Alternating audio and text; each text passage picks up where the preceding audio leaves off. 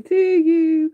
Happy Boxing Day, happy Boxing Day, happy Boxing Day to you from me and Eeyore. Yes. Welcome to this special episode of Asexualise, my asexual life. This is a place to be for entertainment, education, information, and lifestyle vlogs all about asexuality. I show asexuality in real life context to show you the ups and downs of asexual life to improve your own life journey. I give you solutions for helping you in your journey of dating, relationships, self-love, self-care, and confidence. And today we're discussing how Christmas is different when you're asexual and how it's different for asexuals and why.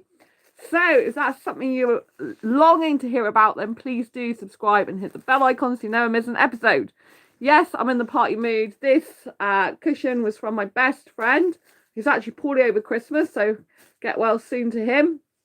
And I love Eeyore. Why do I love Eeyore? Because he's sweet and innocent, in my opinion, cute and cuddly and fluffy, and he makes me smile. I didn't know that Eeyore's meant to be a depressed character. I just saw him as a cute, fluffy one, if you know what I mean. And yes, this is one way in which asexuals, or some asexuals, think differently. So let's get stuck in. So with Christmas, it can be very difficult for some asexuals, particularly sex repulsed asexuals, because at Christmas there's a lot of movies on television, there's a lot of TV programs that often have sexual innuendo, often have sex talk in them, often have sex in them. And if you're a sex repulsed asexual, it's like, oh my gosh, not again. I just don't want to hear this, right?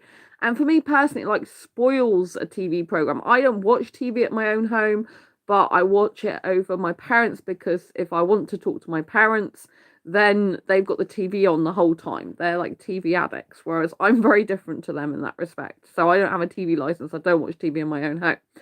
But when I'm sat with my parents and they're watching TV and I watch it with them some of the time, then I do get exposed to that. I get exposed to programs that talk about sex. I get exposed to programs that have sexual connotations, sexual innuendo, sex talk in it, and all this stuff. So when you see the storylines again are based around sex, and when you're asexual who cuts that out mostly in her life, like I do, then it kind of exposes you to something you usually wouldn't want to know about. Because I'm not interested in sex as a sex repulsed asexual. I try to purposely find movies on the cinema, for example, on Disney Plus, that don't have sex in them. So if you are staying with relatives, family and friends, and people who are heterosexual, for example, then you might find that it becomes quite overwhelming and you get quite fed up and like, oh my gosh, not another sex scene, not another sex thing. But obviously at Christmas, we're going to see loved ones, we're going to see family and friends, and they are the most important people to us.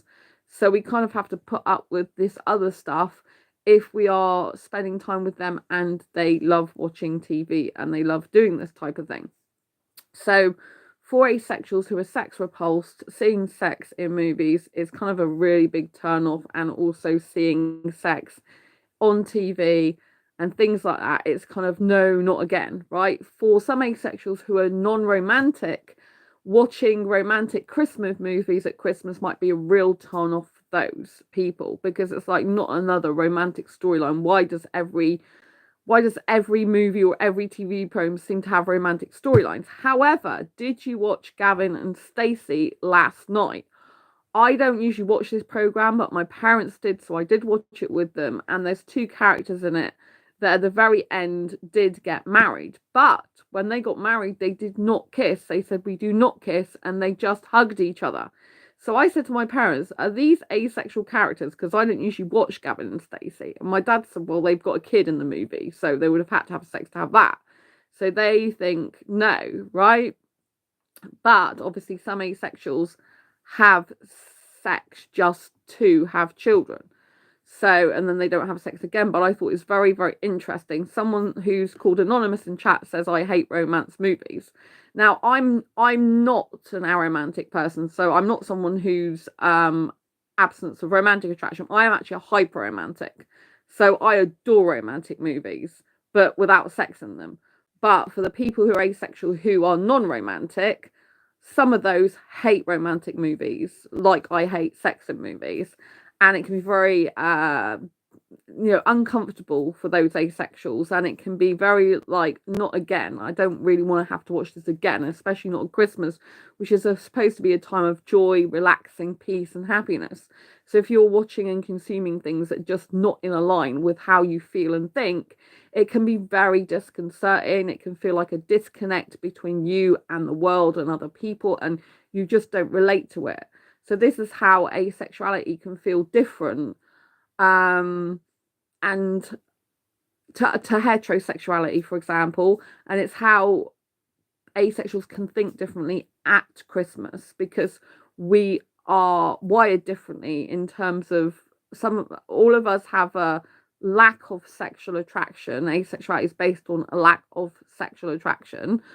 So some people have a lack of sexual attraction, some people have a lack of interest in sexual activities, and some people that lack sexual attraction lack it fully, like pure asexuals, and others that lack it as in don't have enough of it, they are the grey asexuals. So it depends where you fall on the asexual spectrum as to what your view is on sex and how you personally feel about it as well. And I'm a hyper romantic, so for me, watching romantic movies over and over again really hits the spot. But for people who don't like romantic movies, they'll get sick of the romantic movies that go on at Christmas. I'll be like, not another romance, not another falling in love, not another getting married, not another relationship where they're going to do romantic stuff. So it really depends where you fall on the asexual spectrum. But Christmas can be a difficult time if you're around people that just don't understand you and don't get you. If you're around people that are so widely differently to you, which the majority of the world population usually are, it can be so hard if the families around love watching programs based around relationships involve sex. If you're sex repulsed, asexual, romance if you're a romance repulsed, asexual. Also, there can be sexual gifts given at Christmas. So someone asked where am I from. I'm from Exeter in the UK, but I'm currently staying with my parents in Dawlish in the UK over Christmas. So happy Boxing Day, by the way, everyone. Lots of love to you. Hope you're enjoying yours. So to get back to what I was saying, it can be very difficult for people, especially with gifts as well, because some families, they love buying sexual gifts for each other. They love buying vibrators, for example, chocolate dicks, condoms as jokes, right? Obviously, condoms are very important if you are having sex, and you need to protect yourself, right, from sexually transmitted diseases. But I know some people that I've come across that are asexual, where their family sends them like a chocolate dick or a vibrator or something like that as a joke, right? Or they send it because they think, why aren't you having sex? I haven't seen you have a boyfriend or a girlfriend. So they give it as like a hint for that asexual person to actually get a boyfriend and to be having sex, because they think they're missing out. So asexuals aren't missing out if they don't want sex in the first place. They're not missing out on something they don't want. Happy holidays, says Anonymous. Thank you so much. So for asexuals that are not interested in sex, don't want or don't need sex, being given a gift that's sexual can be, one, very disappointing, because it's like, well, couldn't you give me something better that I really want, that I'm going to use, that I'm going to be interested in? Two is it can invalidate our feelings, because it can make you think like, don't you understand how we feel? Obviously, if you haven't come out about your asexuality, then you could say, well, people don't know you're asexual. But even so, if you don't talk about sex, if you don't take an interest in sex, and your family's got no reason to think you're interested in sex, that if they're sending you sex gifts, then obviously it's not nice for you, because you're like, well, why can't you spend the money on something else I would enjoy? My parents know I'm asexual, so they don't get me anything like that, thank God. And they're not really that type of family anyway. They're not really sex-centered people. So even though they're both heterosexual, my parents not asexual. So for me, Christmas is nice in that respect. But for some other asexuals, it's not good. I know of people that have had these things given to them at Christmas. And years ago, I actually had a friend who, I can't remember if it was around Christmas time or some other time, they gave me a wind-up dick, but I found it put in a bag. Like, they didn't actually give it me. It was like in a bag of some stuff they gave me. And they gave me that at the same time. And I'm like, what the hell do I want with this? It was before I found out I'm asexual, actually, but I wasn't interested in sex. And I'm like, why have they put this in my bag? And it was literally a wind-up dick. And I'm like, what the hell? And it was just so weird. I did wind it up, actually, at the time. I'm like, I can't believe this. It was like a plastic thing. It wasn't very realistic, but I'm like, what? I'm like, did they have this for themselves and just give it me by accident in the bag, and they didn't realize they popped it in there? But I'm like, why would they do that? Why would they even give it me? I didn't make sense. But anyway, I was like thinking this is just weird.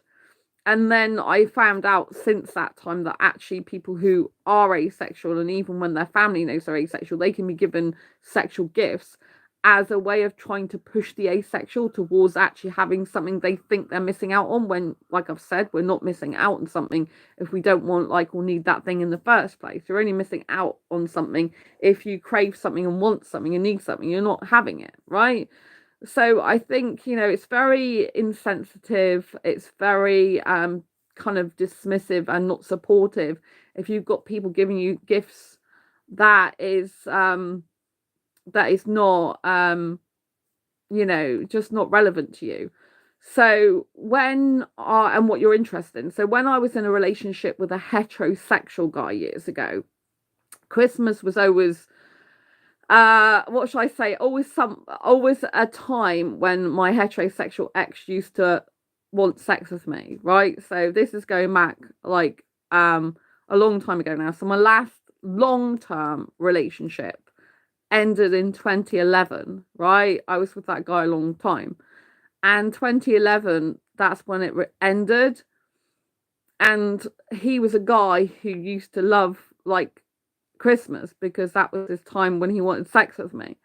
So that was his special sex time with me. I wasn't bothered about sex. I could really have done without it. But he didn't know I was asexual. I didn't know I was asexual at the time. And so, he bought me, for example, a game that was based on cards to do with sex questions. Like, it was truth or dare. I never played it, but it was like truth or dare. And it had questions all to do with sex. In the end, when we split up, I gave it to a charity shop, I think. I thought, this is so embarrassing, taking this into a charity shop. But I didn't know what else to do with it. I thought, I'm sure there's so many heterosexual people in the world that would love this, but I hate it. And I didn't want to keep it. But it was just like a truth or dare. And it was like, you can play this game in the bedroom. And I don't know what, I think it was like strip poker or something with like truth or dare with your partner. And I was just like, yeah, I think that's what it was. But I didn't pay too much attention. I just knew it was a game where it reminded me of strip poker, whether it was or not. And it was like a truth or dare thing. And it's just like horrible. Do you know what I mean? And I was just like, this is just not on. Excuse me, I'm going to need to drink some water quickly. So, please give me a shout out. I'm your biggest fan. Hello, biggest fan. So yeah, so that wasn't good for me, when he wanted to have sex at Christmas. It's like, it's an expectation. So I think that sex is difficult as it is for asexuals. I didn't know I was asexual then, but I wasn't into sex. And I had sex with him because that's what's expected of me in society. But when there's a pressure for you to have sex at a specific time and on a certain day, then it's just like, do you know what I mean? It's just like an added pressure, it's an expectation and a pressure I could really do without, which I do without now. I'm so happy now that my Christmases do not involve sex whatsoever. The contrast between what was expected of me in that heterosexual relationship at Christmas compared to what happens now at Christmas is just vastly different in a much, much better way for me. So when I was with my heterosexual ex, like I said, every Christmas we would be expected to have sex. That was like sex time. It was a sex day for us. I think probably Boxing Day was as well, but I know Christmas was a big thing for him. And it's like, oh, this is a time when we can be together, neither of us working, and we can have sex, and we can eat and open presents and have sex. So that's what it was geared towards doing at Christmas, excuse me. And I remember one Christmas he bought me this Santa outfit, right? A female Santa outfit. But it wasn't because I looked cute in it, which I did. Obviously, I looked cute and sexy, yeah. But it wasn't that. The reason he got it wasn't just so I would look cute and sexy or hot or whatever in it. It was to have sex with me. He specifically got it from that, for that reason. And for me, it's just like, well, why can't I just wear clothes to look nice, not for it to lead on to anything? You know what I mean? So there's a lot of expectation at Christmas. There was a lot of buy me things that are geared towards sex and sexual expectations, a lot of pressure there. And you know, when I was with my heterosexual ex, we lived separately quite a lot of the time, but we lived together for a time at one point, but that didn't work out. So it was kind of like when I used to go to his home, it was kind of expected that we would have sex most times we saw each other anyway. I think even at my place, when I lived at another place, that was expected as well. But Christmas was the time, you know, it was like the special time, the time when it was a biggest deal, right? Because it was expected more than any other day of the year, pretty much. And so for me, like, that was a huge pressure. And it was like, you know, that was kind of like a ritual within the relationship. You know, people build their own culture and their own rituals within relationships. And that was kind of like, I want to say his rather than ours, because I wasn't really bothered about doing that. So now, if I contrast that time with the time now I get presents that are relevant to what I like. Now I get presents that are cute, cuddly, and fluffy things like this Eeyore cushion, which I love. You know, this is sweet and innocent stuff rather than sex stuff, you know. And I got clothes for Christmas, handbag, diary, sugar-free chocolates. And, you know, these are the pleasures in life that I actually love. These are things that make me happy. They bring joy to my heart. They make me feel magical and special and really good about myself. And they make me feel like great because I don't have to perform. I don't have to do anything I don't want to do. I can just enjoy Christmas and Boxing Day and the season as it is. And I can enjoy it for the magic and wonder it is. You know, the appreciation of family, an amazing best friend, and appreciation for friends in general in my life, like on this channel. Thank you so much for being here. Thank you for all your support. You know, celebrating over 1 million views on this channel just before Christmas was incredible. And I wouldn't even be doing this channel right now if I was with my heterosexual ex, because I wouldn't even know I was asexual. It's only since leaving that relationship and my journey of life that I was able to discover I'm asexual. So it can even be that you're held back by other people in your life of discovering your asexuality and the full extent of your asexuality, because you know, you're surrounded by heterosexuals who keep telling you you're heterosexual. You're conditioned to believe you're heterosexual, you know. So for me personally, I just love Christmas now more. I enjoy it more now because it makes me happier, because I haven't got that pressure of sex. Someone says hello from India. How are you? I am good, that I'm enjoying the magic of Christmas. I've actually got an injured toe at the moment, suspected break in my toe. If you didn't already realize that with my channel, but it's strapped up at the moment again. So yeah, but otherwise I'm enjoying Christmas. I'm enjoying some time out with my parents. I'm not with my parents at the moment. They're downstairs watching TV, so I'll come up to do a live stream. So yeah, but it's good because I got clothes for Christmas, this cushion for Christmas. Like I said, lots of things that I love and enjoy without anything being to do with sex. So for me, it's a really nice Christmas. It's a beautiful Christmas. It's a magical Christmas. Got lights flashing. I've got mechanical like Christmas things that do. I don't know if you saw my stream yesterday, but there's a mechanical tree that opens out, and it has snowmen that do some dancing. And so for me, this is like, I could take you and show you actually, if you missed it yesterday. It's still open at the moment because I cut it off partway through to do this stream. But I love having fun stuff, you know, not sexual stuff, fun stuff. To me, sex isn't fun. Kissing is fun, but I don't have anyone to kiss at the moment because I'm single. I'm happily single, I might add. So let me see if I can get this on. I've got bags down here. so I'm not sure I can get it. I'm crunching bags at the moment. Let me put it on for you. Oh, hang on a minute. I can't do that because of my foot. I've got bags down here I need to move. So, yeah, there we go. That's better. We're going to swivel you around now. Ready? This is like the Santa tree. Is it coming on? There we go. Hey, look, it's been snowing. Just sleigh bells jingling, ring, ding a dingling too. Come on and lovely weather for us, be right together with you. Outside the snow is falling and friends are calling you. Come on, it's lovely weather for us, be right together with you. Yeah, so I love this. This is non-sexual fun. Right, this one moves, but it doesn't actually play music anymore. So it flashes on the tree. And then this Santa moves backwards and forwards. And the little penguin flaps its wings, but the music doesn't work anymore in it. But this is the type of thing I love at Christmas. I love the music, and I love lights, and I love movement, and I love things that are light up. You know, like this Christmas tree, for example, this fibro Christmas tree. I love all this stuff.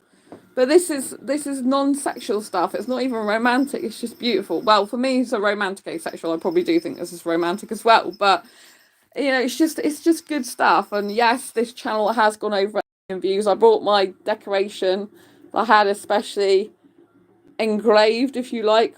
Well, I don't know if you can call it engraving, especially written on to celebrate over 1 million views on this channel. So yeah, with my balloon with stars, because don't forget we're all stars, especially on this show. So yeah, this one's still going. So I usually have my Christmas tree on and then put that on because the music has gone in that. But yes, this is like non-sexual fun, which I really, really love. Yesterday I watched Wallace and Gromit as well on TV. It's like a new one. I don't know if you've seen that. It's an Aardman animation. So that's really good. Her parents, it's really, really, really good. Amazing show.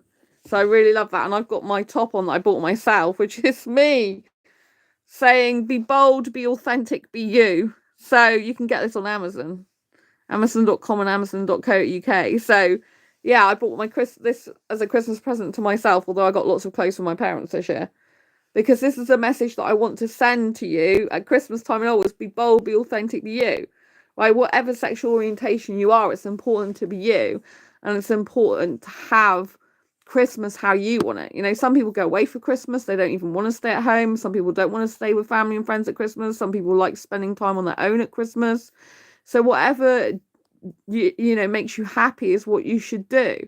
And some asexuals do feel lonely and left out at Christmas, because if they do go to family and friends and say their brothers and sisters or even cousins and stuff like that, they've all got kids. If they're an asexual that's sex repulsed, doesn't want kids, or can't have kids because the sex involved and they don't want to have them by any other means, then, you know, seeing people in their family or even friends with children and married, maybe they thought they would always have kids and get married because they didn't realize they were asexual for some time. And then they realize that vision is not what they can have anymore. I mean, of course, if you're asexual, you can still get married. You can still get married to whatever sexuality you want. And there are ways you can have kids without having sex. You know, you can adopt, you can have IVF treatment, you can foster kids as well.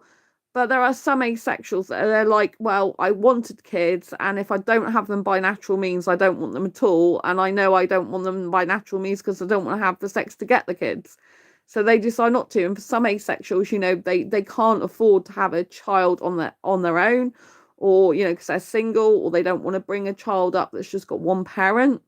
So not every asexual's like this, because there is an asexual person who has adopted a child on his own. He's a single dad. So you can do this, but obviously you'd have to have, you know, enough resources to be able to look after it. But I'm just saying there are other ways of doing things. But for some asexuals, many asexuals, it can be a situation, especially if they're aromantic, like romantic attraction as well as like sexual attraction. They can come to a stage in life where they think just relationship is not for me because I'm not into romance.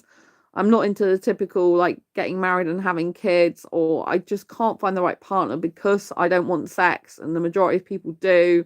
and just the goals and mindset doesn't align, not just the not wanting sex.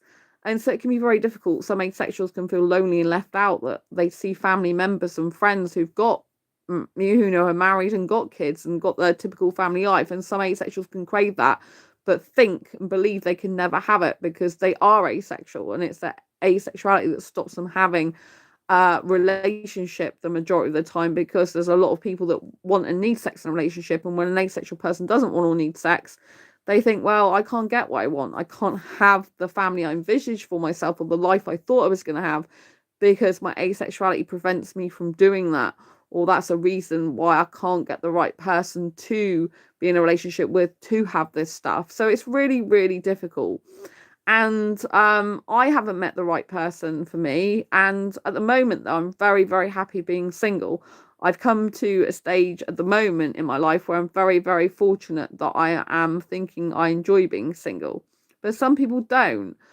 So someone's asking me in chat, do you know about Bollywood Hindi movies? Yes, I do know about Bollywood Hindi movies. I've watched a few, but I haven't got Netflix anymore. I've only got Disney Plus, so I don't really watch that many anymore. So, yeah.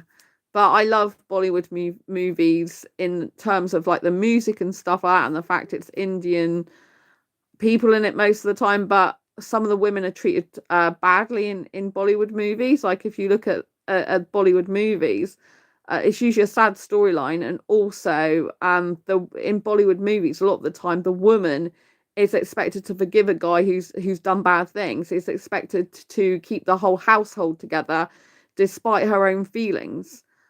She's expected to listen to her husband over her own intuition, over her own feelings and emotions, and keep peace in the family. And so the dynamics in Bollywood movies with the woman's role is not actually, with the guy, it's not actually that healthy. It's like a lot of Bollywood movies project guys as being very dominant. The mother is and the wife, if you like, is subservient to the husband, and she's the one that has to keep the whole household together, but she has to keep quiet about how she really feels. And in healthy relationships, people shouldn't have to be keeping quiet. They should be able to express their feelings and emotions, including a woman. The whole dynamics is not healthy when someone can't express how they feel.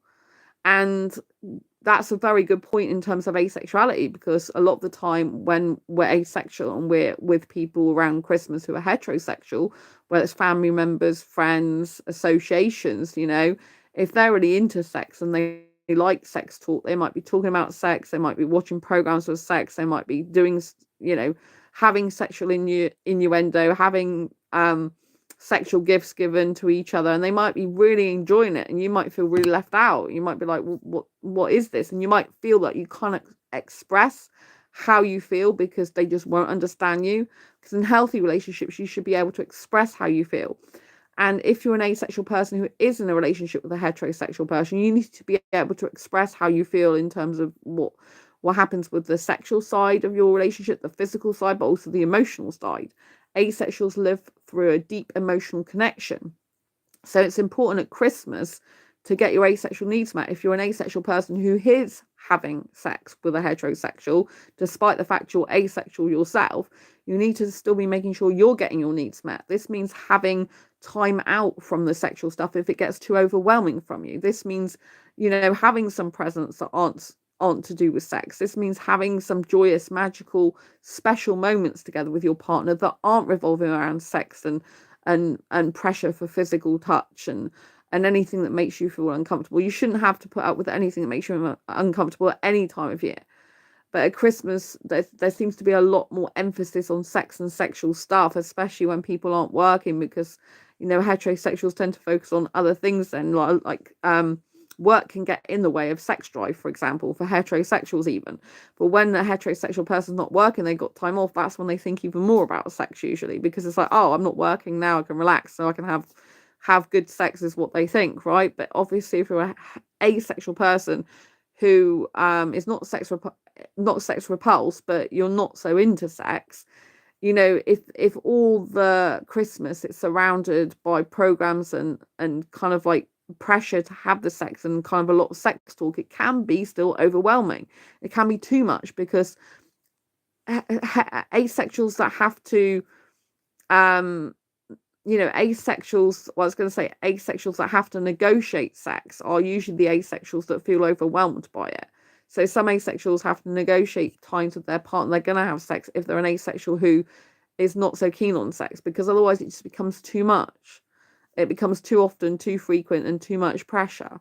So for asexuals that are in sexual relationships, it's important that the asexual gets their emotional needs met. It's important that you use the time at Christmas to be able to talk to your partner about things that maybe you haven't been able to talk to them about so much because you've been so busy with your own lives to do with work and seeing other people and doing your own hobbies and interests. It's a time to come together and have serious talks about your relationship and where it's headed, and make sure you're still on the same page and that both your needs are getting met. Because where heterosexuals, for example, might need a lot of sex to keep them happy in their relationship, you can't have a healthy, happy relationship without a deep emotional connection, because asexuals love through a deep emotional connection in the first place, and they're not that interested in genitalia and sex. Then if the emotional connection is not there, it can be very painful for asexuals. So I'd say that even if you're in a relationship with a heterosexual, make sure that the emotional side, the emotional connection is there. This means sometimes as well that you hold back from having sex with each other. I know that asexuals don't really have a problem doing that, because in general we're not so into sex, or not into it at all if you're sex repulsed asexual. But make sure you say, like, I want some cuddle time, because asexuals usually love being cuddled without the sex. Make sure you have some cuddle time. Make sure you have some, deep emotional connection conversations. Make sure that whatever turns you on asexually, where it's eating strawberries and cream, having Christmas pudding, having your favorite meal for Christmas, whether it's having some cute fluffy Christmas slippers, where it's putting Christmas crackers, where it's doing a lot of stuff that's got nothing to do with having sex, whether it's just holding hands with your partner and cuddling in front of a nice movie together, which is not surrounded by sex, but just the spirit and magic of Christmas. Whatever turns you on asexually, I think it's important to get that across to your heterosexual partner, or your sexual partner, even if they're not heterosexual. I think it's important to get across that you've got emotional needs that need to be met as well. And whereas they may be very fixated on the physical parts of your relationship, you need to have that emotional connection too, and you need to have the emotional side met in terms of needs. Otherwise, it can be very disconcerting. It can feel like a disconnect between you and your partner. And if you're gonna have sex with a heterosexual, it should be because you are open and willing to have that and consenting to that, and that you're okay to have it even if you're not into it. It shouldn't be forced. It shouldn't be something that you feel begrudging about or a chore. But I know for some asexuals, sex can feel like a chore. It can feel like they're just doing something like housework that they've got to do to keep the place tidy.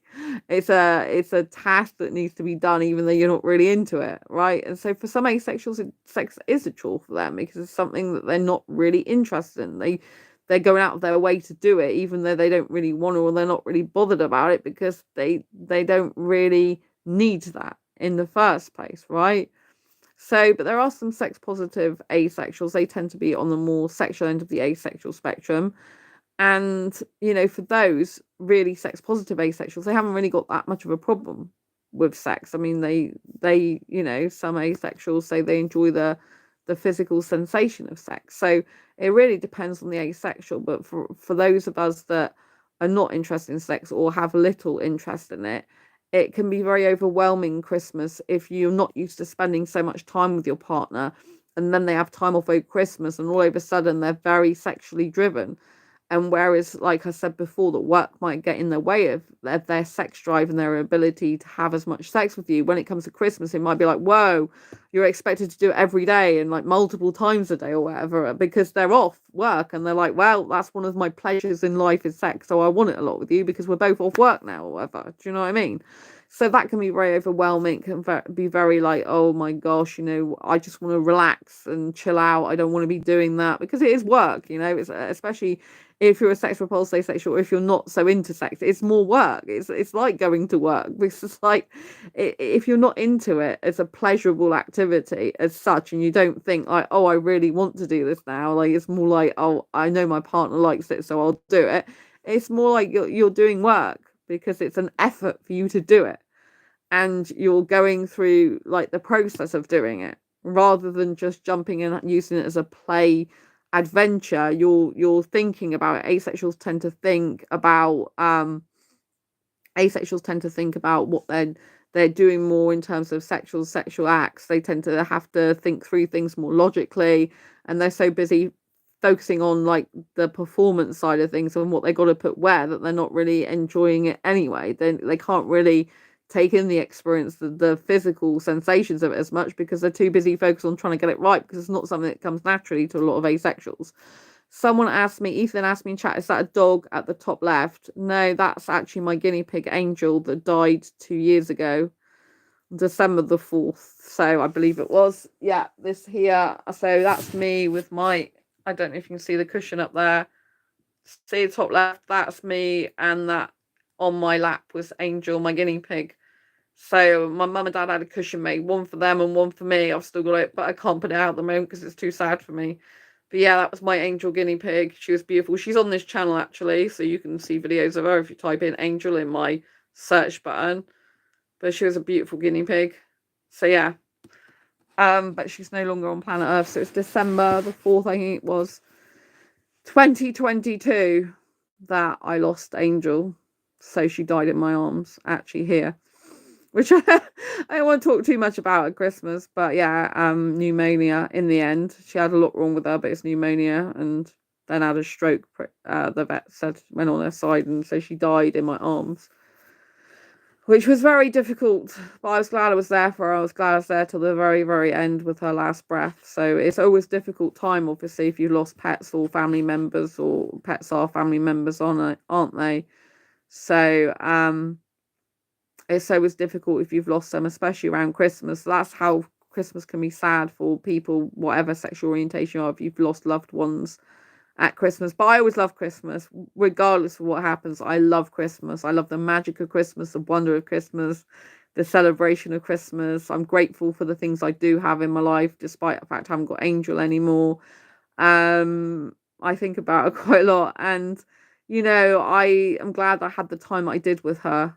And yeah, I'm very grateful for still being here in life. So someone asked me in chat, does food excite you? Yes, food excites me if it's the right food. I love food. I do a lot of food videos on this channel. I love eating. I really love the act of eating. I love food. So yeah, and I get low blood sugar, so I have to eat food quite regularly. But yes, I love food. And so I like getting sugar-free. I got loads of allergies, food allergies and intolerances. So some people are like, oh, put some sauces on your food. It's like, I can't have sauces on my food. It's like, that looks so bland. Put some of this on, put some of that on. It's like, I can't put that on because I'm allergic to it. And I'm not, although I film videos of my food for you to watch if you want, it's like, if you want, it's not, I'm not actually doing a food channel here. So I don't take loads and loads of time over my food because I hate cooking. I absolutely hate cooking, right? But I take videos of my food because you like watching what I eat for some reason. So I'm like, sure, I'll share what I eat with you. And some people are ASMR, is it? Where you like different types of noise. You experience like sensual attraction with noises, and you like different noises. And so, yeah, sometimes I make noises when I eat. If it's a very food-gasmic food, and to me food's much better than sex and it's much more pleasurable, then I do make noises because it feels very exciting for me eating certain foods. I like this is food-gasmic people because it's so yummy. And food is a very big pleasure of mine. I'm a Taurian in terms of horoscope, if you follow astrology and horoscopes and things like that. So I'm a Taurian. People are ruled by Venus, a planet of love, and we like luxurious things in life. And one of the things we like usually is our food, because our food is a luxurious pleasure for the tongue. So I don't like cooking though, so it's quite ironic that I like eating the food, but I don't like cooking. So I try not to cook too much. I just cook the basics that I have to and pile it all in a tinfoil tray and stick it in a mini oven. So yeah, it's really good. So yes, I got some sugar-free, wheat-free, gluten-free chocolates for Christmas, which is really, really nice. And hello to random guy who says they have nothing in the chat. Random guy who has nothing. Did you know there's no such thing as nothing? Because nothing is something, so nothing never exists. Nothing never, the word nothing, there isn't anything that's nothing, because nothing is something, so nothing doesn't actually exist. But there we go, I just thought I'd say that to you. And I think you've got a face, so if you've got a face, you've got something, so you've never got nothing. Anyway, I hope your face is smiling today. So yeah, so that's how Christmas can be very, very different for asexuals. And there's an in-joke which I spoke about before in a previous live stream within the asexual community about cake, because cake is usually better than sex. A lot of asexuals think cake is better than sex, and a lot of people who are asexual prefer food to sex, because we find that much more pleasurable and exciting and interesting and delicious, and whets our taste buds and makes us feel nice and snuggly and warm, and has some yummy. I think food is a lot more foodgasmic.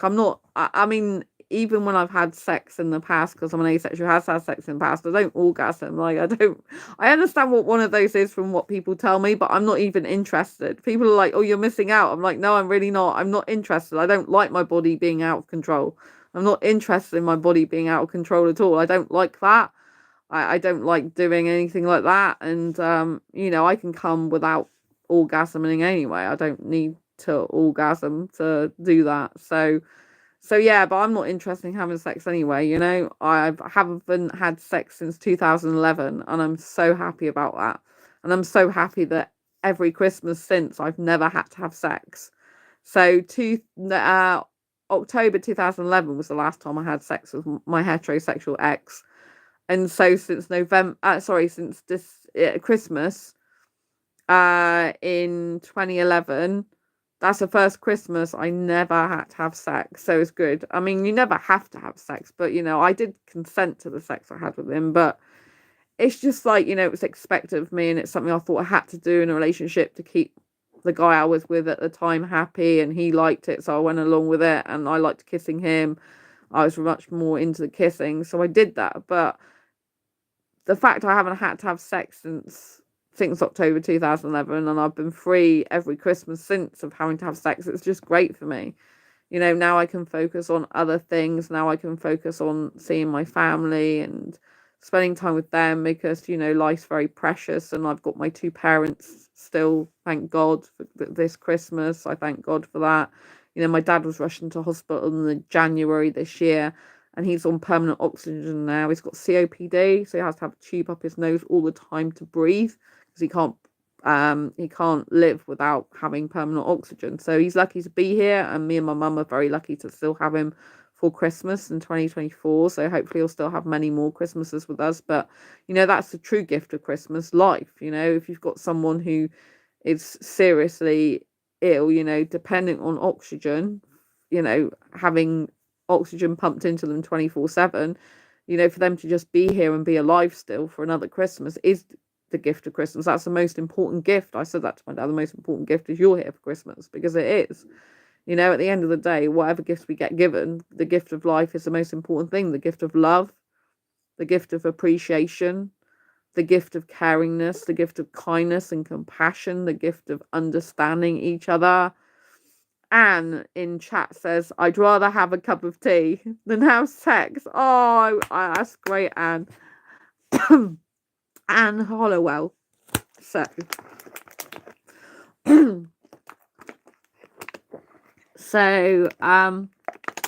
someone in chat says, the gift of time is priceless. So, yeah, the gift of time is priceless. I agree with you. You can't get back time. So, time you can never get back. That is why actually, the gift of time, if you give your time to someone, it's the most precious gift you can ever give someone in your life, because time you can never get back. So my top love language, I don't know if you understand your love language, you can go to lovelanguages.com, and you can do a quiz that shows you your love language. So this is how you like to be loved in a relationship. I talk about this in one of my books that's coming up as well.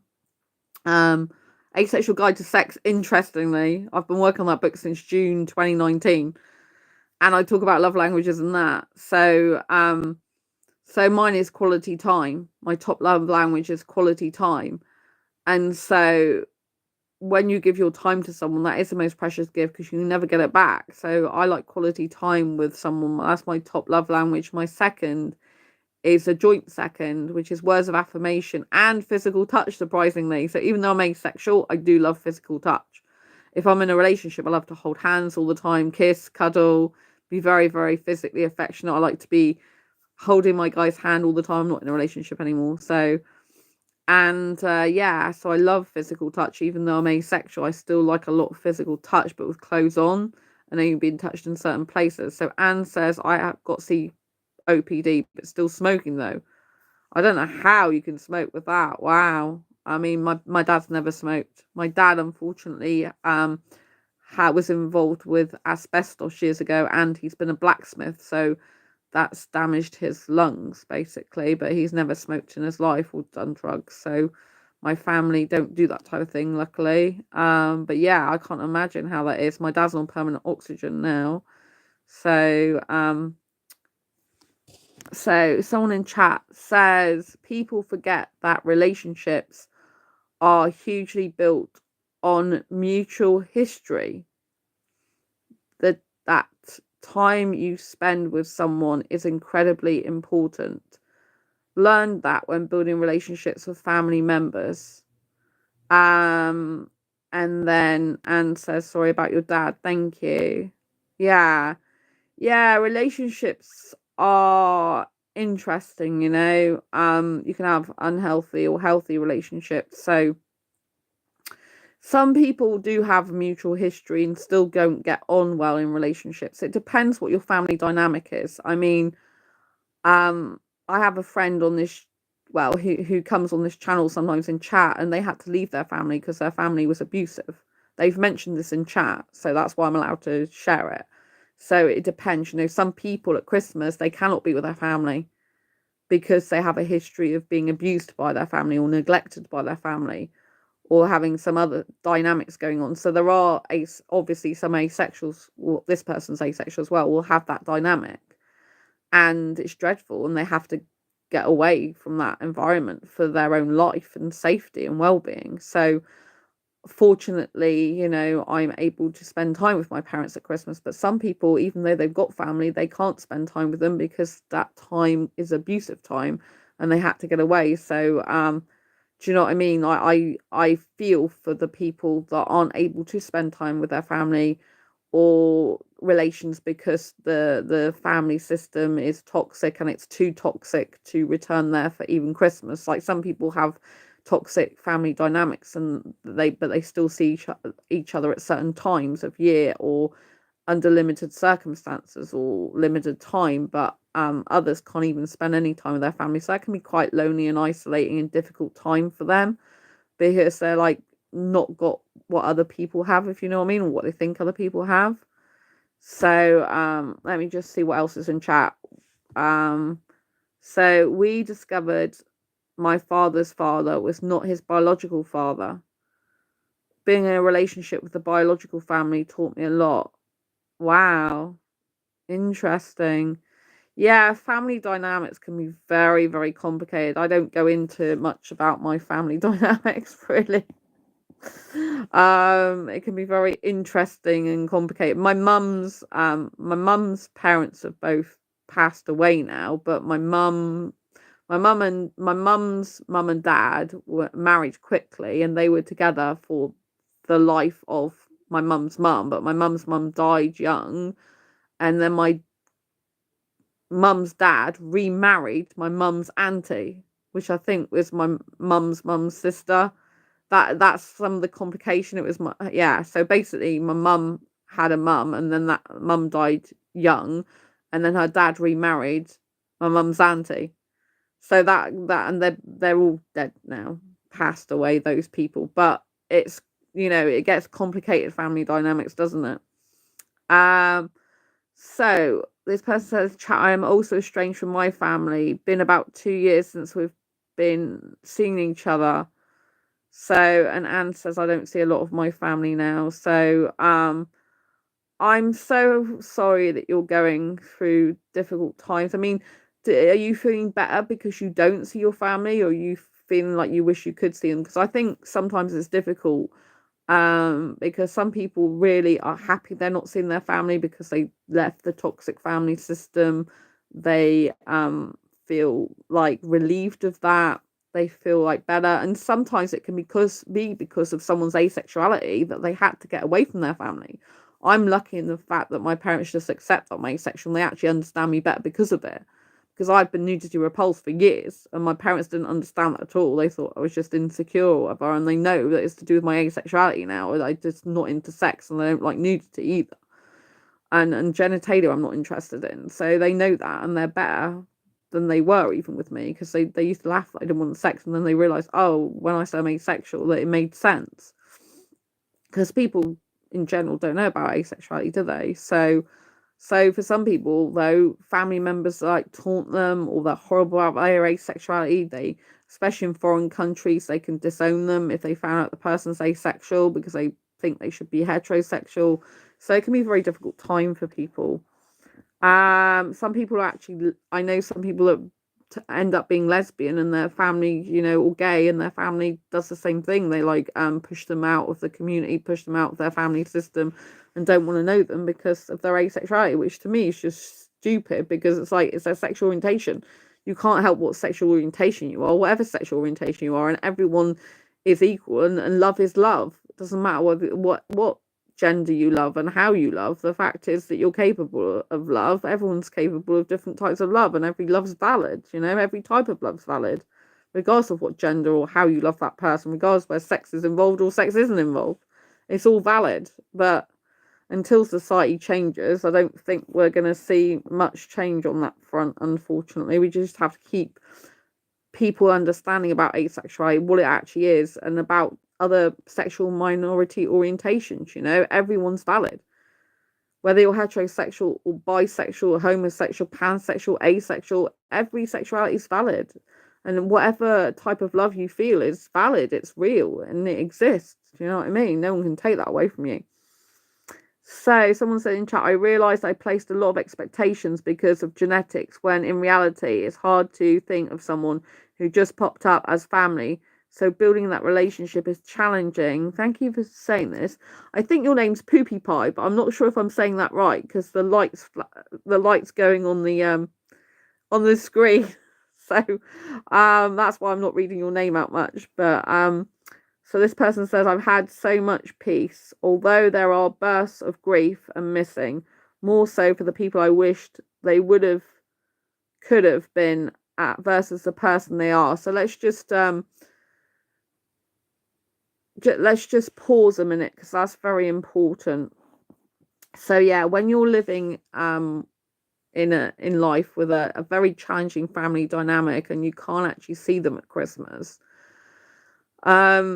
it is natural to grieve and miss even people that are toxic or have an uncomfortable, unhealthy dynamic with you, right?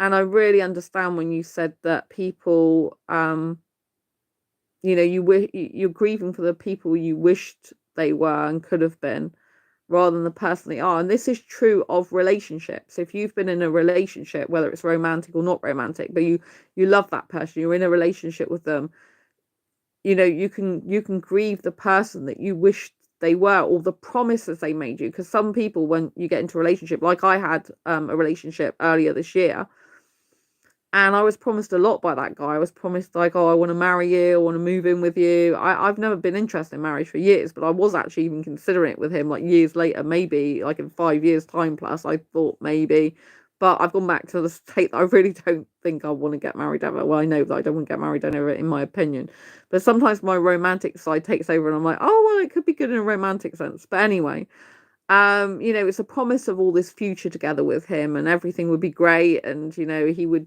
sort, because he had a problem with his visa, and he said he would sort that out, and in the end, he wasn't as he portrayed himself to be with me in the beginning. So I'll say that, and the contrast between what he promised and what he initially said to me compared to what it was like at the end of the time with him, which wasn't that long, was in very drastic contrast. I did rush into a relationship with him, you could say, so it was my fault in that way, and I take full responsibility for that, you know. So since then, I have not been seeking a relationship anymore. I've not been active on dating sites anymore, and I'm currently like happier being single. I have done some like gone out more, so in case I met someone for a relationship, because I'm in Matthew Hussey's Love Life Club now, so you could say I have been a bit active in person rather than online. But in the last like couple of months, even like especially since moving, I've not been interested in even pursuing that anymore. So I'm not saying I'm not going to look for a relationship, but they say if you've been in a relationship that end up being toxic, that you should give yourself about a year anyway before you think about getting into a relationship with someone else, because you have to build your self-esteem and confidence and trust back up in yourself and other people again. And that it's also difficult with family dynamics as well, and friends that you might be grieving over, because you might have some amazing friends in the past and they're no longer in your life anymore at Christmas. And so this can be very, very difficult. People don't really talk about this, like friendship betrayal, friendship grief. Sometimes you just drift apart and you're just two separate people that can't accept the way you've gone your separate ways and still work it out together. Other times it's like you had a friend that wasn't really your friend, you thought they were, but they betrayed you. They betrayed your trust, they deceived you in some way. So all this is a grieving process. And at Christmas, when a lot of people with their loved ones and with special important people in their life, if you've had special important people in your life, whether they're friends or family or you know, like someone you were really, really close to, but you can't be with them anymore, I think it's very natural to have moments of joy for the Christmas you've got now in the present moment, but reminiscing and thinking of the times that you were with other people and that you liked them or you miss them, it does bring it back to you somewhat, because especially if it's your first Christmas that you're not with someone.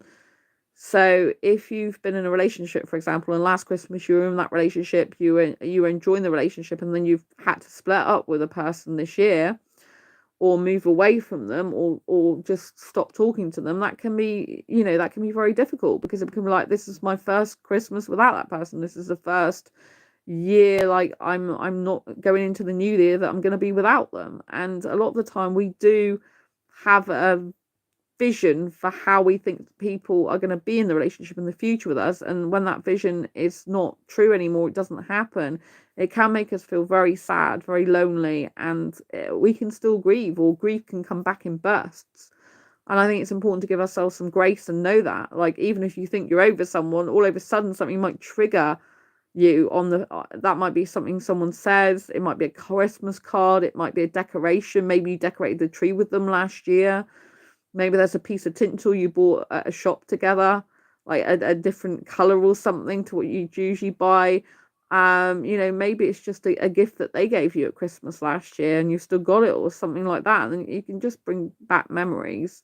So, and a lot of the time we do grieve for the person we wish they were or they could have been, but they're not actually that person. And it's hard. It's like you're grieving for a reality that doesn't actually exist in terms of it coming to fruition, but that your current reality is the fact you wish they were like that. So that's really important. So Anne says, thank you for sharing this in chat. I really appreciate it. Anne says, when our mum died, it brought out the worst side of my sisters. Poopy pie, agreed, said Anne. To do with you grieving for who you wish they were.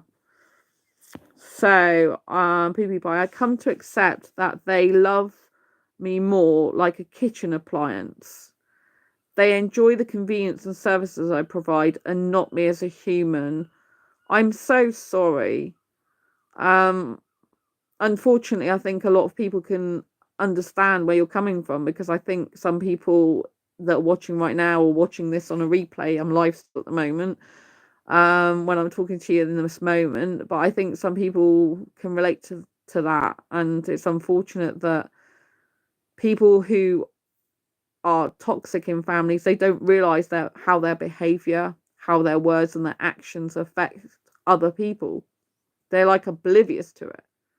It's really strange. It's like almost like, I don't know how to describe it. It's almost like watching a movie but in real life, and you're the main person of that movie, and they're just like background characters, but really they're not meant to be background characters. They're meant to be people who love, cherish and adore you. It's very strange, I think. I think you make a good analogy there, though, that they treat you more like a kitchen appliance. They enjoy the convenience and services you provide, but not you as a human. But I'm so sorry they treat you that way. Unfortunately, there are quite a lot of people that have either got narcissistic personality disorder or narcissistic traits and stuff like this. Even if they don't have the narcissistic personality disorder, and there's a lack of empathy with those types of people. And some of these people can be in family dynamics, and this can be passed down from generation to generation as well, how they treat people. And obviously you can have a neglect without people being necessarily a narcissist. You have like neglect by family members or close relatives and friends, and Christmas can be very difficult for some people because they're having to actually meet up with maybe some people who are not so nice to them the rest of the year, but they feel that they still want to be with those people because they maybe love them paternally, maternally, or love them because it's their family, you know what I mean? And it might be very difficult dynamic, but they'd rather see them than not see them at Christmas. And other people would rather not see them at all because it's just too toxic. So it's very difficult. I think family dynamics are very, very difficult. I found out something to do with more of my my distant relatives yesterday. It's like, oh, I didn't know this stuff. You know what I mean? Sometimes these things come out at Christmas more because you're able to talk more about things. So I'm not going to share that because personal autonomy and confidence. But do you know what I mean? When you find stuff out like that, like, oh, because you're like, why is this person reacting this way? Why is that person reacting that way? I'm like, oh, okay, I guess it makes more sense now. So yeah. So Anne says, I really miss my relatives that have passed away. I'm so sorry. I'm so sorry that you're going through this. I know that it can be a very difficult time, Christmas, for some people, because we miss the people that are not here. And yeah, I'm fortunate to still have both my mum and dad. At the moment, I'm very fortunate. I used to see my grandparents at Christmas, who are both passed away now, because me and my mum and dad and grandma and granddad all used to be together. So yeah, so I guess that was weird when they first weren't here, but I think, like it's hard. It depends how much time you spend with your relatives as well, and or how close you are to them in emotions and stuff. So Anne says they're happier single too. Yeah, I've been much happier as a single person than I ever have in a relationship. I do have an anxious attachment style, which does affect my relationships with others. And unfortunately, anxious attached people tend to attract avoidant people. So, which is the worst dynamic. So, like opposites attract, it's the worst dynamic to have because the anxious person wants to get things sorted and wants might have anxiety about actually having hard conversation. I have anxiety about having hard conversation, but I've had to have more this year than ever before in order to be healthier in relationships myself. But if you're with avoidance, it's difficult because they're the opposite of you. And so where you want to sort things out quickly and want instant answers a lot of the time, they're the type of person that wants to avoid answering and wants their own space to the point where you're like, what's going on? So it's noticeable to an anxiously attached person. So and an anxiously attached person wants things to be sorted out, whereas the avoidant wants to kind of avoid the conflict, if you know what I mean, or avoid the difficult conversation. And so it can be hard. But if you've got people around you that they're working on their anxious, I'm working on my anxious and they're working on their avoidant attachment, then it is a lot better because you're both trying to come and meet in the middle. So knowing about your attachment styles is really important for healthy relationships. So Poopy Pie, I can either choose to accept, this is the person in chat, I can either choose to accept the love that they have, the capacity of giving, or be upset that they do not meet my expectations, but holding on to the anger and hurt from them wasn't serving me. It's a very interesting one. I mean, I watch a guy called Patrick Tehern on YouTube, and he specializes in childhood trauma. He's very, very good actually. And he says it's important to hold people accountable for their actions. This doesn't mean to say you go and actually hold them accountable, as in verbally express how you're holding them accountable in person, because they probably won't understand what they've done wrong, because they're not accepting they've done anything wrong. But it's important to, at least in our heads, hold them accountable and responsible for their actions and what they do, right? There are people in life that do change, right? And Patrick says, like, oh, they did the best they could, right, with the tools they've got. This is the argument in favor of the people that are neglectful or abusive, right? But at the end of the day, it's like, do they? Is that the best they could do? Because are they that way with everyone? Or do other people think they're nice and charismatic and stuff like this, but behind closed doors they're treating you like this? Right? And is that the best they could do? Because they could decide to work on themselves and actually take the action to work on themselves, but they won't, because they don't think anything's wrong with themselves.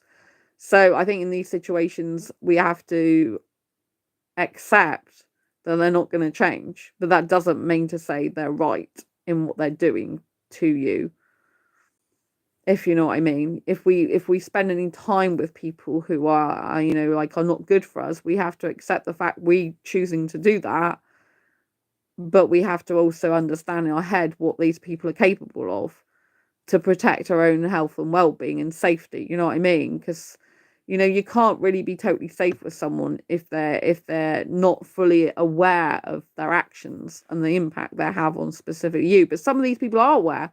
They're aware they can hurt you. They're aware of what they do, but they don't care. They won't change, because why should they? They don't care. So it's very difficult. There's a lot of psychology involved. There's a lot of past traumas, but we've all got traumas and we all have a choice in life. I have to stress this. I've stressed this on the channel before. We all have choices in life. There are people that have had abusive childhoods that do not become abusers themselves, that are the most kindest, caring, loving, people, and they choose to go the other way. And there are people that have had bad childhoods that choose to be abusive as they had been abused. So we all have choices in life, and I think we have to remember that every single person has a choice.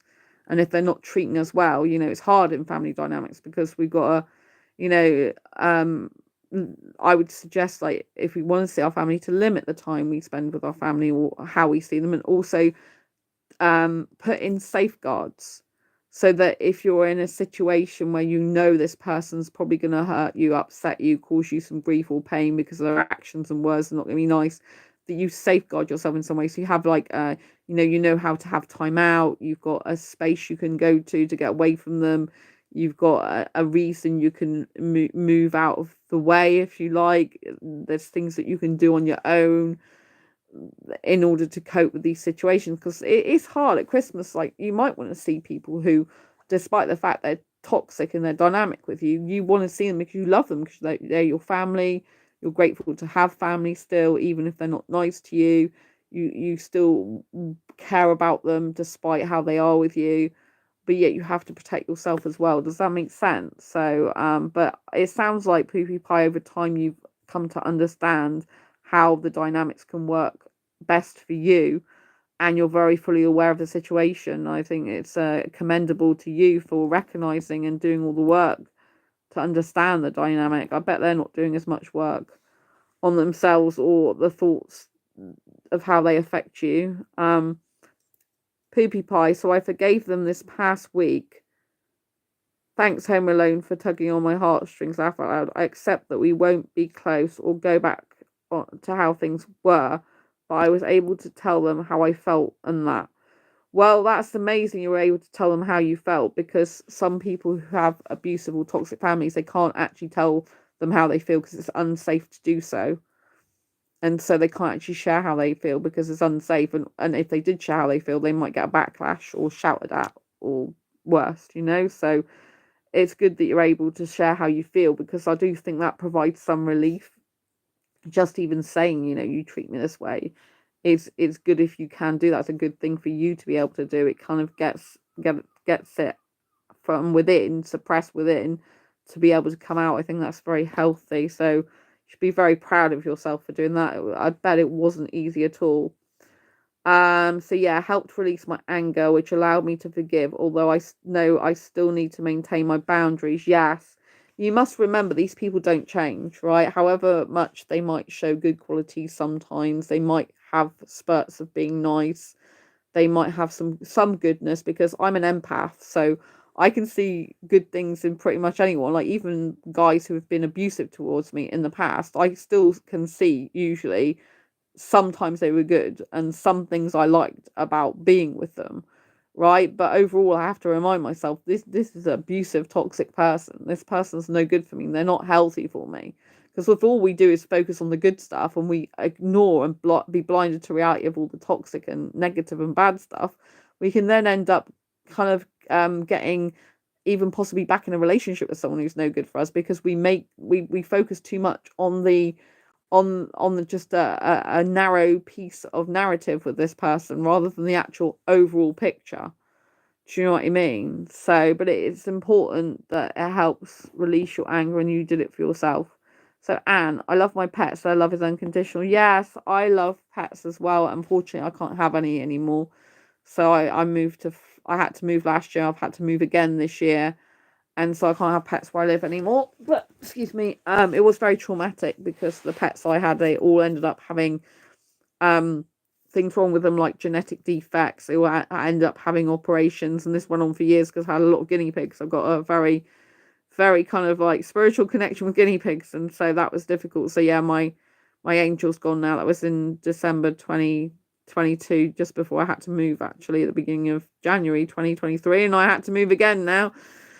I've moved now, so which has been difficult because I had a gas leak. I don't know if you know, I had a gas leak in my flat, a dangerous level gas leak. So I'm lucky to be alive. So I'm thanking God in the universe for helping me to still be alive at Christmas, as well as my dad. Because it was immediately dangerous gas leak, so I had to get emergency gas leak services out to make it safe.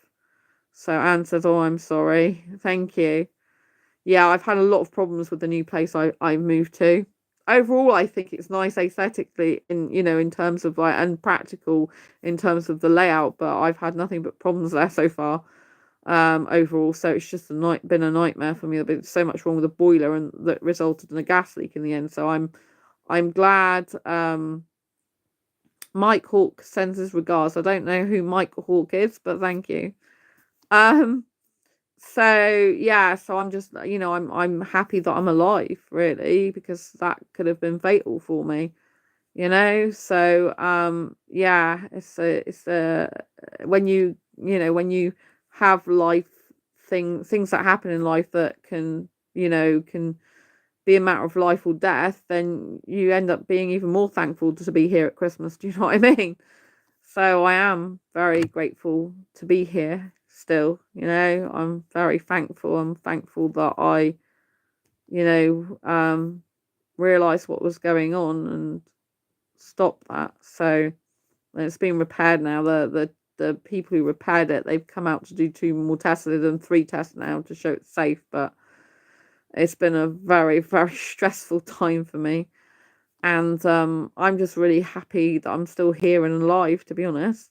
And yeah, I don't like gas appliances. Very dangerous. Yeah, I don't like gas appliances either. Unfortunately, where I moved to got gas. The last place only had electric, so I didn't have to deal with gas at all.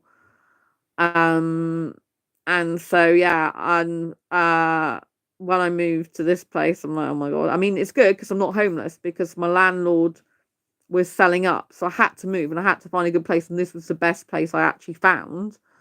I was the only one who viewed it, and I got it, which is very rare in Exeter in the UK where I live. It's nearly all student accommodation, and trying to move before Christmas was a nightmare.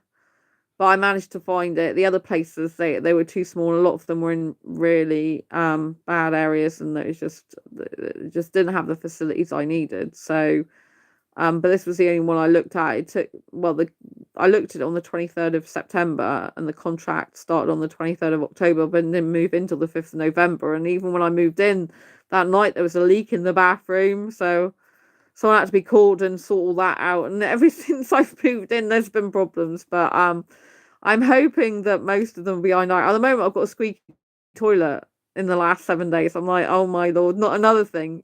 Usually something happens and one problem ends and another one begins. So I really don't want this, but I just have to keep thinking this is a challenge that I can overcome. This won't be this way forever. I'm sure things will get better. I want it all to be right, really, before 2025, but a squeaky toilet, I thought, I'm going to my parents, I can't sort this out now because I can't have a workman in where I'm at my parents. I won't even be there, and over Christmas workmen are usually away on holiday or off anyway. The squeaky toilet is not emergency, the gas was. So yeah, but when you've had life-threatening stuff happen, I broke 2 bones in my spine this year in April, in case you didn't know that as well. I've been recovering through physio for 8 months, so that's very challenging. Luckily I could still walk, so I'm happy to be here and overcome all these challenges. I live in Exeter, so you say I live by the sea. I don't live directly by the sea. My parents are in Dawlish. They live near the sea, not just up from the sea. You're so lucky I have a strong connection with the sea. So I live in Exeter in the middle of the city, literally in the middle of the city. near my two favorite cinemas actually now. So I don't actually live personally near the sea, but there's Exeter Cathedral, and then there's the River Exe, which is down the lower part of Exeter. I used to live near the River Exe, near the Exeter Quay, so I used to live 5 minutes walk from there, but I don't anymore. I live at the opposite end of the city. So if I go down to Aldi supermarket to get food, I have to go to the opposite end of the city, which is a lot of walking for me. I try and go a detour via the Exeter Quayside because it tends to be quicker, but it's a lot. It's a lot of strenuous activity for me doing that. So yeah, I don't actually live by the sea personally, but my parents live just up the road from the Dawlish seafront. So yeah. And okay, my grandparents lived right by the sea. Yeah, I don't I used to live in a place called Easton years ago. I was brought up there, and that's opposite a railway line, which you used to be able to see out to Exmouth. But yeah, I actually am not a country person. I'm not really into nature. I actually love being in the city, apart from the violence lately has got a bit much for me in my city, unfortunately. I've seen 3 violent things happen recently in my city, and it's like, this is not good. So these are all on a Thursday night leading up to Christmas. I'm like, I don't know what's going on with my city. I don't think I've got as much police as I used to. So yeah, that's the only downside of in the city. But I don't drive, so I need to be in a city able to walk to places like food shops and supermarkets. Do you know what I mean? So it's very important to me. But yeah, so I lived in the countryside for years, but I don't actually like it. It's too isolating for me personally. But I like going to the aquarium. So I find aquariums because we're talking about sea theme here. So you'll find a lot of videos on my channel to do with the aquarium. I've been to London Aquarium, Plymouth Aquarium. I love aquariums. So I love the sounds they make. They usually have some sort of either sea music in the back or some sort of melodic music with the fish. That really chills me out and makes me peaceful, looking at fish, different coloured fish in aquariums with the music playing in the background or whatever. It's just really nice. So I do like going to that. But I love going to the cinema. Yeah, I happen to live near 2 cinemas now. It's like very quick. I can just get out of bed and go to the cinema very easily. I don't have much walking to do. So I don't want to give completely away where I live in Exeter, but I live near the cinemas. So yeah, I'm very fortunate. So but I'm over my parents for a few days for Christmas, and I might have to go back to mine for a few days and come back again at New Year because I'm waiting for an X-ray.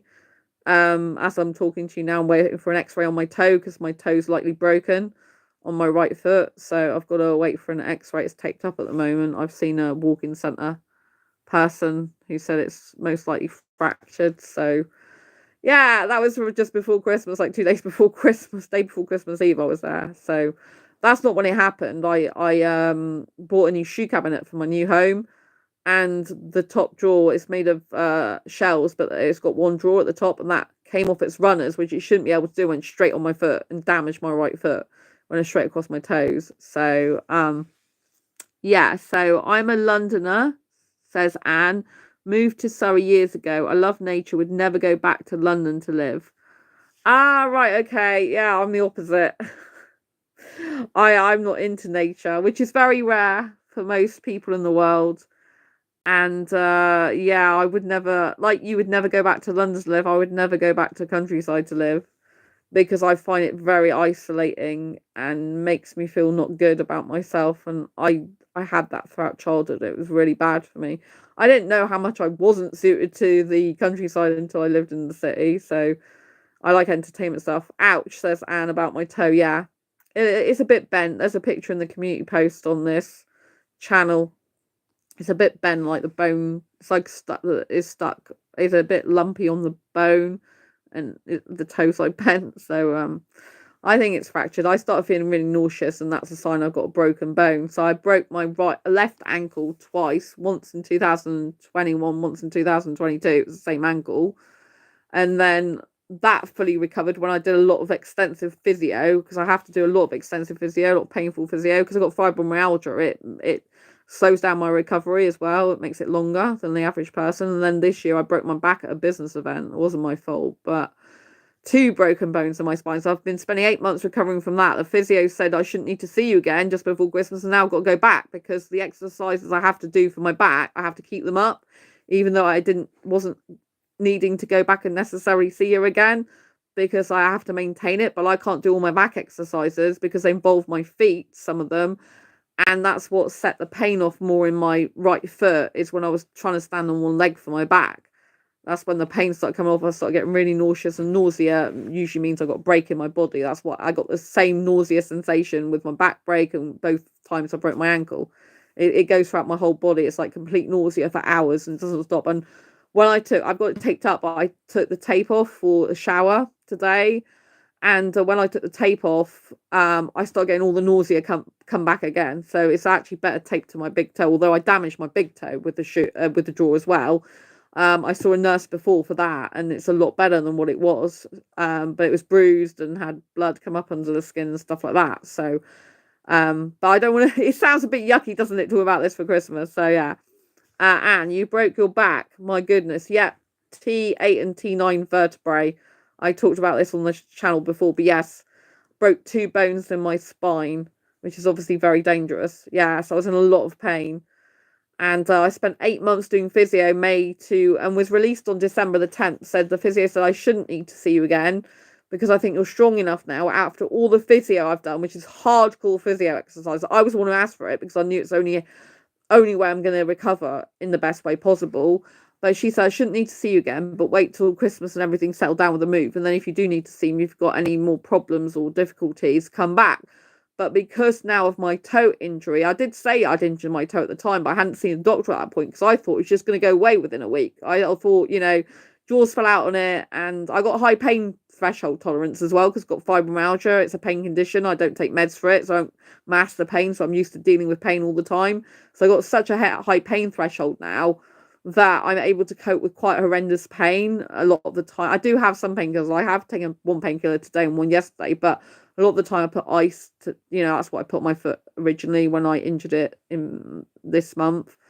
And so, a lot of the time I do that, but I have such a high pain threshold tolerance that it's harder for me to distinguish excruciating pain compared to what I would have experienced years ago, in terms of, because I'm more tolerant to pain because I live with a pain condition all the time. So it's like my body and my mind and my physiology is used to pain. And so it's not as, I don't focus on it. So even if I'm in pain, I don't notice it as much as I would have done years ago before I got fibromyalgia. It's a bit weird. Fibromyalgia is like a chronic pain condition that affects the nerves and muscles of the body. Most people talk negatively about it, and it isn't good. But it's like having a superhero power in the sense that I don't take meds for it, and it gives me the ability to have a high pain threshold tolerance, which is advantageous but also disadvantageous, because then you don't realize the amount of damage that's actually been done to your body sometimes. and then you start to feel the effects later of it and stuff like that. It's delayed reaction sometimes as well. So yeah. So the physio's on the 10th of December. I shouldn't need to see her again, but I've got to go back now because I can't do all my back exercises because of my broken toe, suspected broken toe. Because it's doing a back exercise that ended up triggering it to be more painful and all the nausea to start coming on. I didn't realise it was broken till then. That's what I mean. I didn't even realise that because the jaw went across the whole foot, so I had pain. But I thought the big toe was the worst because the big toe had physical bruising and swelling, and it had the blood coming up under the skin. It was very, very physically, visibly damaged. But the second toe, I've only discovered afterwards because it's literally at the bone. It's like raised up at the side, and it's like flicked round to the right, and so yeah, it looks deformed, but it's not got, it's not got so much physical visible damage in terms of it didn't have the bruising like the other one did and stuff, so it was harder to notice it. But then I've noticed it recently. I'm like, oh my god, I noticed it because of the nausea, and I'm like, because my foot was hurting on the Sunday, and then on the Monday, I'm like, I was nauseous all the time. I'm like, and I realised it was that toe. And then I looked at it more closer. I'm like, this is just bent, Sandra. It's like raised up at the bone. It's like lumpy at the bone and it's bent. If you look at it with the other toe on the other foot, it's not the normal shape. And the nausea is what gave it away as being broken. So, but I've got to get it tested yet, and but X-rayed next year to double check it is. They just put it down as a bony injury at the moment. Merry Christmas from Netherlands. Hello, Inside World. Merry Christmas to you. I love Christmas. So yeah, despite the fact I've had these issues, I'm still merry at Christmas because I do believe in celebrating life in the present moment. I think, wow, well, despite all the broken bone situation, I'm lucky to still be alive. I'm lucky I can actually still walk. I'm lucky the pain's not worse. I'm lucky that I've still got my parents for Christmas. I'm lucky my dad's still alive after he's rushed into hospital in January. I'm lucky that I've got lots of lively presents for Christmas when some people don't even get anything for Christmas. I'm lucky that I've got a best friend who bought me this Eeyore cushion, I have to say, which is lovely. I love this. This is what I asked for because he said, I don't know what to get you as usual, so just tell me what you want. So I'm like, I'd like this. Anne says, I love your positivity. Thank you, Anne. I really appreciate that. Yeah. I think it's important to be positive because at the end of the day, I think, well, I could choose to let all this stuff get to me, and I could choose to let it, cloud my life. And years ago I would have done, because years ago I suffered with depression. So I used to look at everything with a negative slant, and if all this happened to me years ago, I wouldn't be able to cope probably. If all this happened to me years ago, I'd just be like, oh my God, that I'd just be like, oh, this is so bad, blah, blah, blah, blah, blah. But I don't think that way anymore. I think of the side of gratitude. I'm like, my God, you're sat in your parents' home now. You've still got your parents alive, which is fantastic. You've had lots of lovely Christmas presents from them, which is amazing. Like people don't even get Christmas presents. Some can't even see their family at Christmas. Some don't have parents anymore. Some people don't have a best friend. I've got a best friend who bought me. Some people, they don't even have warmth, and they're on the streets this Christmas. Some people don't have nice clothes to even wear or anything. So I just nowadays my mind automatically, because I've programmed it like that, goes to positive stuff, like the things I have got. So Inside Wales says, I love it too. My positivity. Thank you. You make the best of it. Yes, I do. Where am I from? Oh, I'm from the UK, in case you didn't catch that at the beginning. I think I've said a few times where I'm from now, but I'm from the United Kingdom, Exeter, but I'm currently in Dawlish with my parents. They're downstairs watching TV. They're like TV addicts, and I'm the opposite to that. So they're watching something I really didn't want to watch about war, and I'm not. It's supposed to be a comedy about war, but I'm not interested in that. So I said I'll do my live stream instead, because I need to be here for my people anyway, and let them enjoy their program in some peace and quiet. So I didn't say that to them, but that's what they're going to do, I expect. I think my mum had a phone call from her friend as well, so that was nice from my mum. So yeah, so I do. So years ago, because I used to have a negative mind and I used to have depression, I would always look at the negative side. And I even was sat in Nando's before Christmas thinking, God, if I was here now years ago, my mind would automatically go negative, because I'm an extrovert, but I don't actually have really friends in my city. And my best friend lives like an hour and a half away on the train. He's very sick at the moment over Christmas, so get well soon to him. Very, very poorly. I saw him before Christmas, a few days before Christmas. I wasn't ill, luckily, so I know he didn't catch that from me, but he's very, very poorly at the moment. So we keep in touch, usually daily, sometimes multiple times a day, often. So he's kept me informed, bless him. So I'm usually sick at Christmas, actually, with a chest. I was going to say with a chicken infection. I meant with a chest infection. Oh my god! I think about chicken at Christmas dinner, although I had turkey, not chicken. But I was going to say Oh, never mind. I found that quite funny.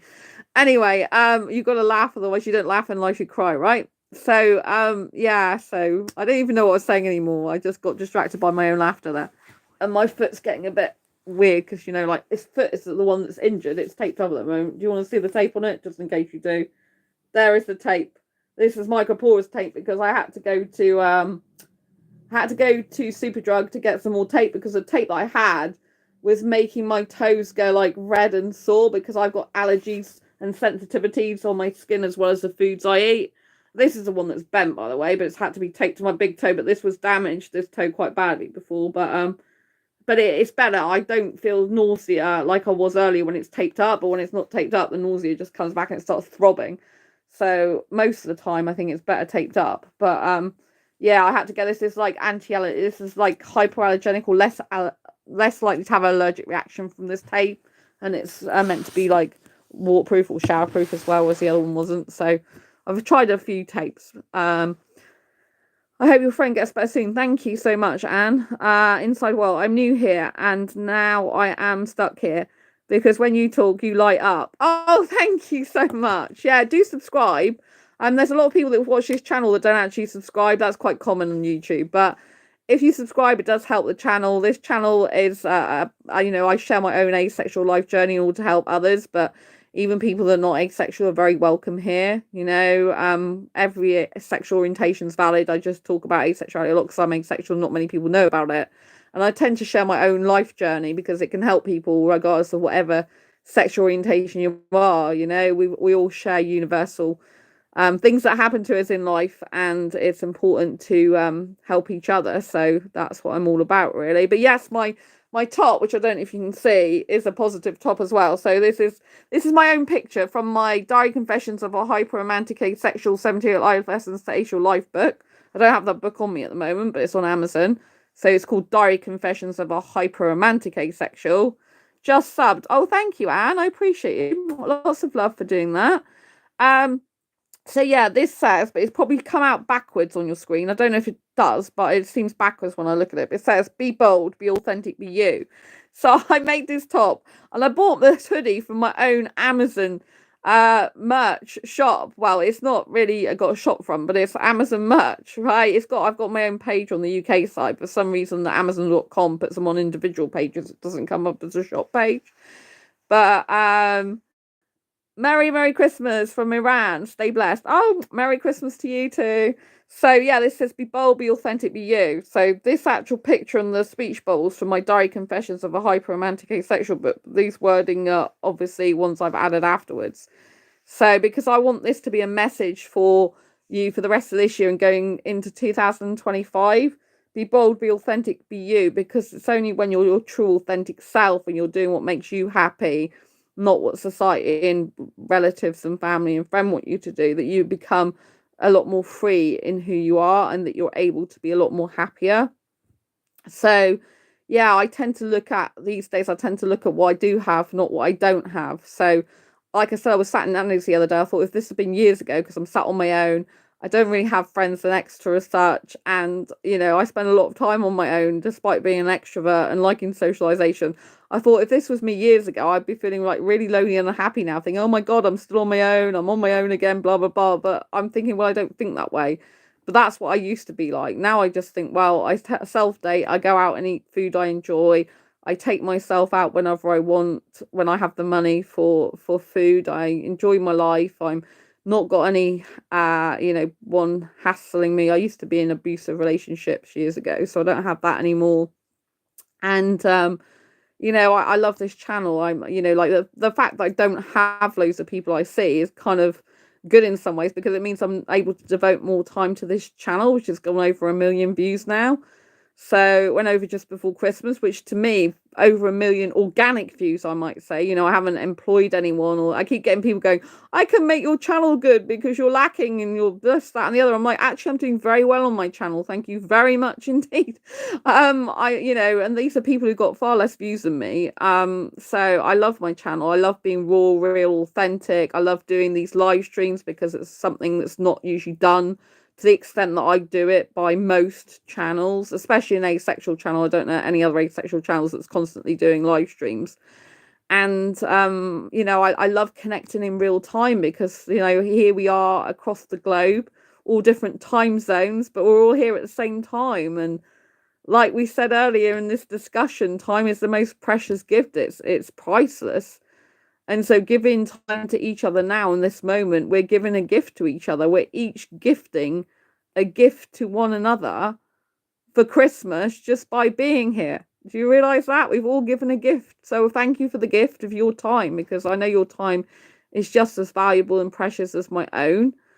And I do thank you for being here, you know, and I do think it's important to focus on the positives. It's important to focus on what we have got, not what we haven't got. And also focus on what's to come, because we're still here in life right now. The world is our oyster. You know, every day is a new day to have a new start. Anything can change even within the next second. Not just bad things, but good things can happen in the next second. You know, you could meet the love of your life. You could be more confident in yourself. You could end up being happier in yourself. You could take yourself out, you know, for a walk or for a meal or for a winter picnic. Might be a bit chilly, but it could be something different. I used to eat sugar-free, wheat-free, gluten-free ice cream in winter. I used to love doing that, because they've changed it now and they put sugar in them. I'm like, what are you doing, health shops? Why have you shoved sugar in there? But I used to do that because it's different. And I think if you're different in life and you lean into your difference, this is really important. If you lean into that difference and you be who you truly want to be in life, I think you can fly much better. So I live unconventionally, and usually I prefer to go to sleep at 4 a.m. in the morning and wake up at midday. And some people don't understand that. They're like, oh, well, you know, you should get to sleep at like a reasonable time, like 10 or 11. That doesn't work for me. There is no point in me sitting there hours awake, tossing and turning, trying to get to sleep at a normal time that just doesn't suit me and my physiology and my body and my lifestyle, and just makes me miserable. I actually prefer living differently because it makes me feel more magical, more excitable. It makes me feel like happier. It makes me feel like I live a life that's just so different and far out, that when I go and spend some time that's like around normal things, I notice a distinct difference. Like, I love my parents to bits, but obviously it's when they watch TV and stuff, and you know, like do that normal stuff, if there's any such thing as normal, I notice a vast contrast to when I go back to my own life, and then I'm up till the early hours of the morning and I'm like writing or listening to music and stuff like that. Like listening to music like at 3 or 4 a.m. in the morning with headphones on so you don't wake your neighbours up and go woo like this. It's very euphoric. I love creating euphoric moments for myself. It's really important. Even like having the flashing lights on behind, you'll notice, is very euphoric. And I love my energy, actually. Like, I used to hate myself years ago. So, you know, I've worked a lot on myself. So, and that's a great way of looking at things. Thank you. You know, I used to hate my life and hate myself years ago. I worked on myself a lot for self-love, and I stopped living by society's rules and I live by my own, because I find that's much better. I live like a teenager. I reprogram my mind to be like 21 years old, so I don't go by my birth certificate age, which really annoys me when people are like, oh, you should be doing this, that, and the other at certain ages. I'm like, forget that. You know what I mean? When other people who are even younger than me in birth certificate age say, oh, I don't do that now because I'm too old. I'm like, well, I still do that. And technically in birth certificate age, I'm older than you. And I'm like, people are just like programming themselves to get older quicker by actually not expressing their inner child and not allowing themselves to be free to do childlike things or teenager things, style things, you know, because they're too worried about what society says, and they're too convinced that you've got to do certain things at certain times in your life. You can do whatever you want. There are people that start businesses in their 80s that become millionaires and stuff like that. There are people that climb Mount Everest in their 80s. There are people that start YouTube channels. There's grannies on YouTube channels that are in their 80s that are doing really well on YouTube and stuff.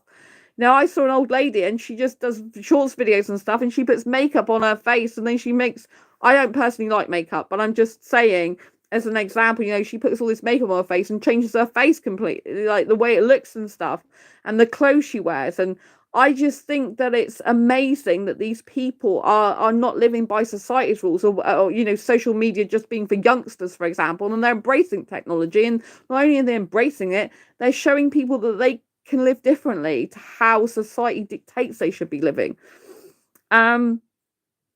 Anne says you're so right. Oh, thank you, Anne. I really appreciate you being here. Lots of love to everyone, by the way.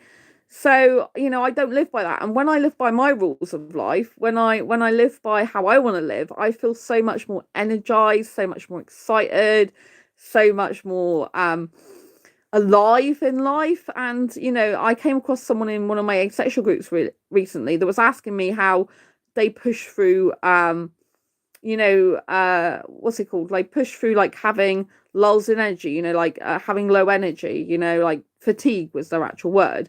And I did say they should check out my fibromyalgia self-help handbook, which even if you don't have fibromyalgia, it will help you, because I talk about this type of stuff in there. I mean, in depth, but I know I just repeating myself then, but you know, it depends on the environment, but a lot of it's the food you eat, what you put in your body, what you don't. Like, I'm not a skinny girl, but I do eat very nutritious stuff the majority of the time, you know, and I cut out a lot of stuff that's actually brings pain on in the body, you know, so I don't have a lot. I happen to be allergic to a lot of stuff that that's bad for pain and makes people tired. So, for example, wheat is one of the worst things you can eat. It drains energy. Sugar, which people think, oh, sugar, I have some energy. If you're allergic to sugar, it drains your energy. I was allergic to sugar at 15, I discovered, but didn't stop having sugar till I was 19. So refined sugars, this is. So yeah. But I've got a lot more energy than other people because of the foods I eat, but also because I go to bed later. Right? If I go to bed at normal times and try to sleep, then usually I have more tiredness, more fatigue. So it's better, in my personal opinion, experience, to go to sleep at when you really, your body and your mind really needs to sleep, rather than forcing sleep at a specific time. Like sometimes if I go on the bed because I'm really, really tired on top of the bed, I'll fall asleep without getting ready for bed because I'm really exhausted. But when I try to go to bed at a time that I know it's not what I really want to do, like I'm not actually that tired, I can't sleep and I just stay there. But that doesn't happen very often these days because I make sure that I follow my own rules, and you know, if I'm not that tired, then I don't do it. Inside World, I subbed also. Oh, thank you, thanks for subscribing. I really appreciate you being here. Yeah, so on this channel, just to let you know, I do different types of content. So a lot of the time my live streams on my phone are educational. I do some educational, like insightful stuff like this, and also celebrate things. I do no sex movie reviews at the moment. I'm still doing those on my laptop because I like the way the screen is with the no sex movie reviews, because I'm personally a sex repulsed asexual, and a lot of movies have sex in them, or so you think, but I try to find movies for myself that don't have sex in them because I'm personally sex repulsed. I'm okay for people who want sex, like it, need it, it's consensual, enjoy it, everyone's having a good time. Like, so I'm personally sex repulsed for me, not for other people who want it. And like I said, it's consensual. But I don't like sex in movies. I get fed up of seeing that, and it just spoils the whole thing for me. So I watch a lot of kids movies, if you like, superhero movies, that type of thing, and the majority of films I watch don't have sex in them, so I review those movies. But often I'll go off on tangents, like I go off on tangents in these as well, because I think it's good to just be raw and real, authentic, and go off on different conversation tangents. And so I'll start talking about the movie, but I'll go off on tangents of how that applies to different aspects of real life a lot of the time, or things we can learn from it, because I go into the psychology of storylines as well, not just the aesthetics, but you know, like what, you know, so I reviewed Wicked recently, but I had to say that in Wicked, it's the actual, this part one, I'm not saying about part two, because I know part two is going to be different, but in part one, actually the good witch, Glinda the good witch, is not actually good, and Elphaba is the good one who becomes a bad witch. But in this first part, if you look at in depth of the psychology, Glinda's not good because she is superficial in this first part of the movie. She wants to change Elphaba. She thinks everyone should be popular. Everyone should be doing things to fit in. She even when she becomes friends with Elphaba, she's trying to change her, whereas Elphaba never did that to her. Elphaba cares about animals. Elpha cares more about other people and animals than she does about the hurt other people cause her. She'd rather save lives and help people and animals at the expense of being ridiculed and judged by people. That is like a good person, actually. But Glinda's full of superficial stuff. She's about having the latest shoes, makeup, popularity, being popular and stuff like this. So do you know what I mean? Someone says they have a serious question. Any questions you can put in chat. If they're respectful, I'll answer them. But if someone decides to ask me a really rude, intrusive question, then I'm not going to be answering those. But any other questions that you have about asexuality, I can answer. I will do. So you can pop your question in chat at any time. But I'm, if I'm flowing in conversation, then I try to answer as many questions as I can, as and when in between what I'm talking about. So if you want to put your question down, you can. But I do ask anyone who's here be respectful of different people's sexual orientations. Obviously, the fact I'm asexual, but yes. So it's a very interesting subject. Yeah. So yeah, it's to do with Wicked. It's very interesting because I don't think people have currently fully understood the psychology behind Wicked, because there's a lot of childhood trauma that's involved in Wicked and how people become wicked, because that's the whole point of the movie. Is they say at the beginning of the movie, like, why do people become wicked? But like I was saying earlier, we all have a choice in life. We can choose to not do to others what we might have done to ourselves. Even if someone's abusive to us, horrible to us, nasty to us, we can choose not to be like that. I understand there's certain circumstances where if you're abusive home dynamics, you might end up, fighting back because you're defending yourself and you've got no, you defending yourself to protect yourself. I get that, but overall in our life we can choose. Sorry if I ask personal things. I'm really interested. Right, okay. Well, you can ask your question. You're oh so well spoken. Thank you. So I expect you want me to dive a bit into asexuality. Is that right? Because people are here and they want to know what is asexuality, and I've got my hair to one side at the moment. So just to recap on what asexuality is for anyone who's new to this channel and doesn't know what it is, because a lot of people are excited to know about it, which I'm really thrilled about. Asexuality is a sexual orientation that's based on the lack of sexual attraction. So what that means for me personally is I don't get the need, urge, or want for partner's sexual intercourse. I've always been like this, but I didn't realise it. I was born this way, but I didn't realise it. It's only looking back in my past heterosexual relationships, because I thought I was heterosexual for years, that I'm able to understand now that I was always asexual, but didn't realise it, because I don't get the need or urge for sex. So when I'm kissing, so these days I love passionate kissing but not having sex, but I'm happy being single at the moment, so I'm not kissing anyone. But for me, the excitement and pleasure's all in the kissing and eating food. But in a relationship, it's all in the kissing, right?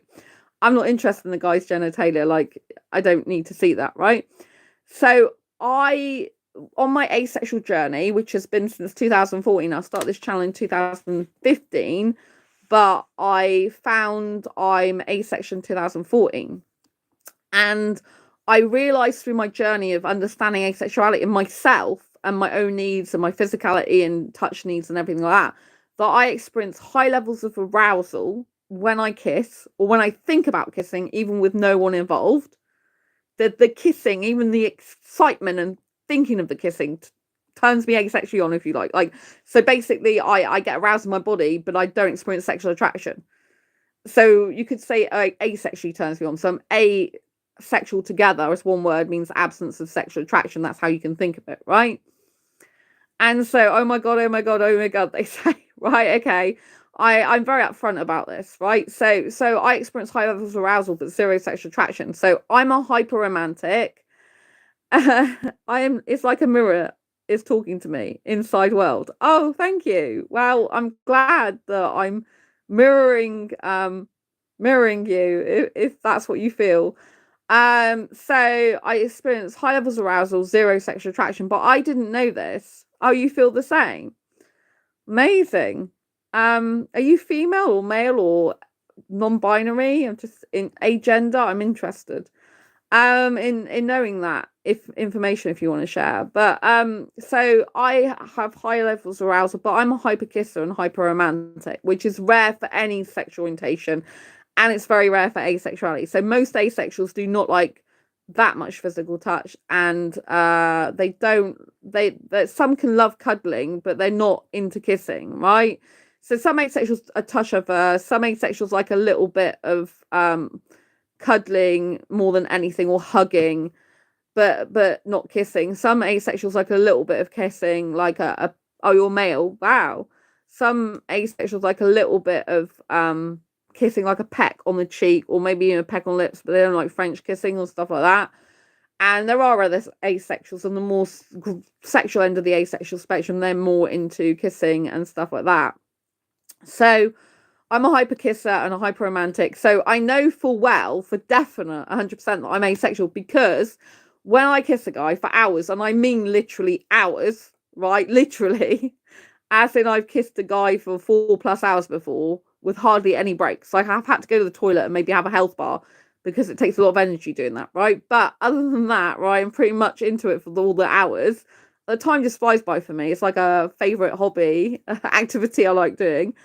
And I don't get the urge for sex. Like I've had guys saying to me, like, how are you holding yourself back? Like, how are you stopping yourself from wanting to have sex right now, or asking for sex, or stopping yourself from having sex, basically? And I say, I'm not stopping myself. I literally don't have those feelings. I don't have any urge for sex. I don't have any feeling for sex. I don't want that.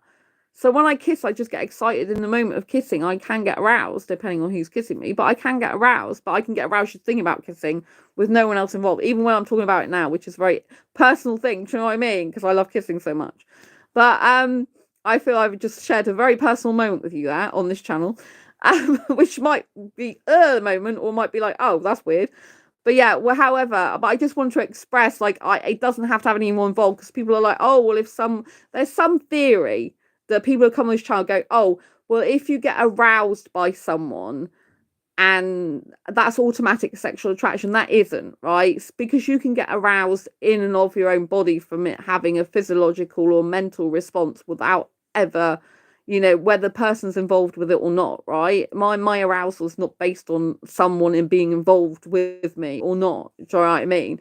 It's just that I love kissing, and the thought of kissing, even kissing just in and of itself, the feeling, I can picture myself in the mode of kissing, and so I don't have to have anyone involved with it, and so that's not sexual attraction. Some people who unfortunately have sexual abuse can end up being aroused, but they don't actually have sexual attraction for the person who's abusing them, but they get physically aroused because someone's arousing their genitalia, So arousal and sexual attraction are two different things, but a lot of people have them both simultaneously at the same time, right? But I'm talking about a lot of this stuff in my Asexuality book that I'll be finishing this year and publishing.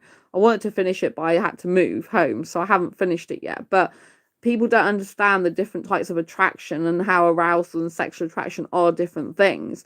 And I think it's important that people know that. So inside world, let's go back to the chat.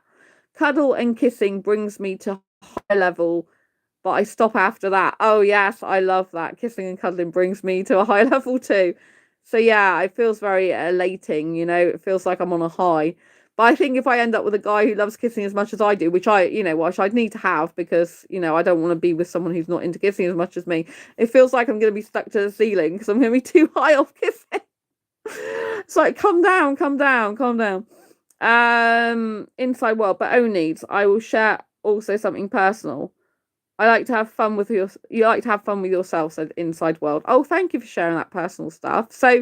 So yeah, some people who are asexual still masturbate. So that's a big question. Like, do asexuals masturbate? Some do, some don't. Right. So some asexuals masturbate for different reasons. Some because they they think it helps them to sleep. Some still get arousal but need to relieve the arousal despite not experiencing sexual attraction.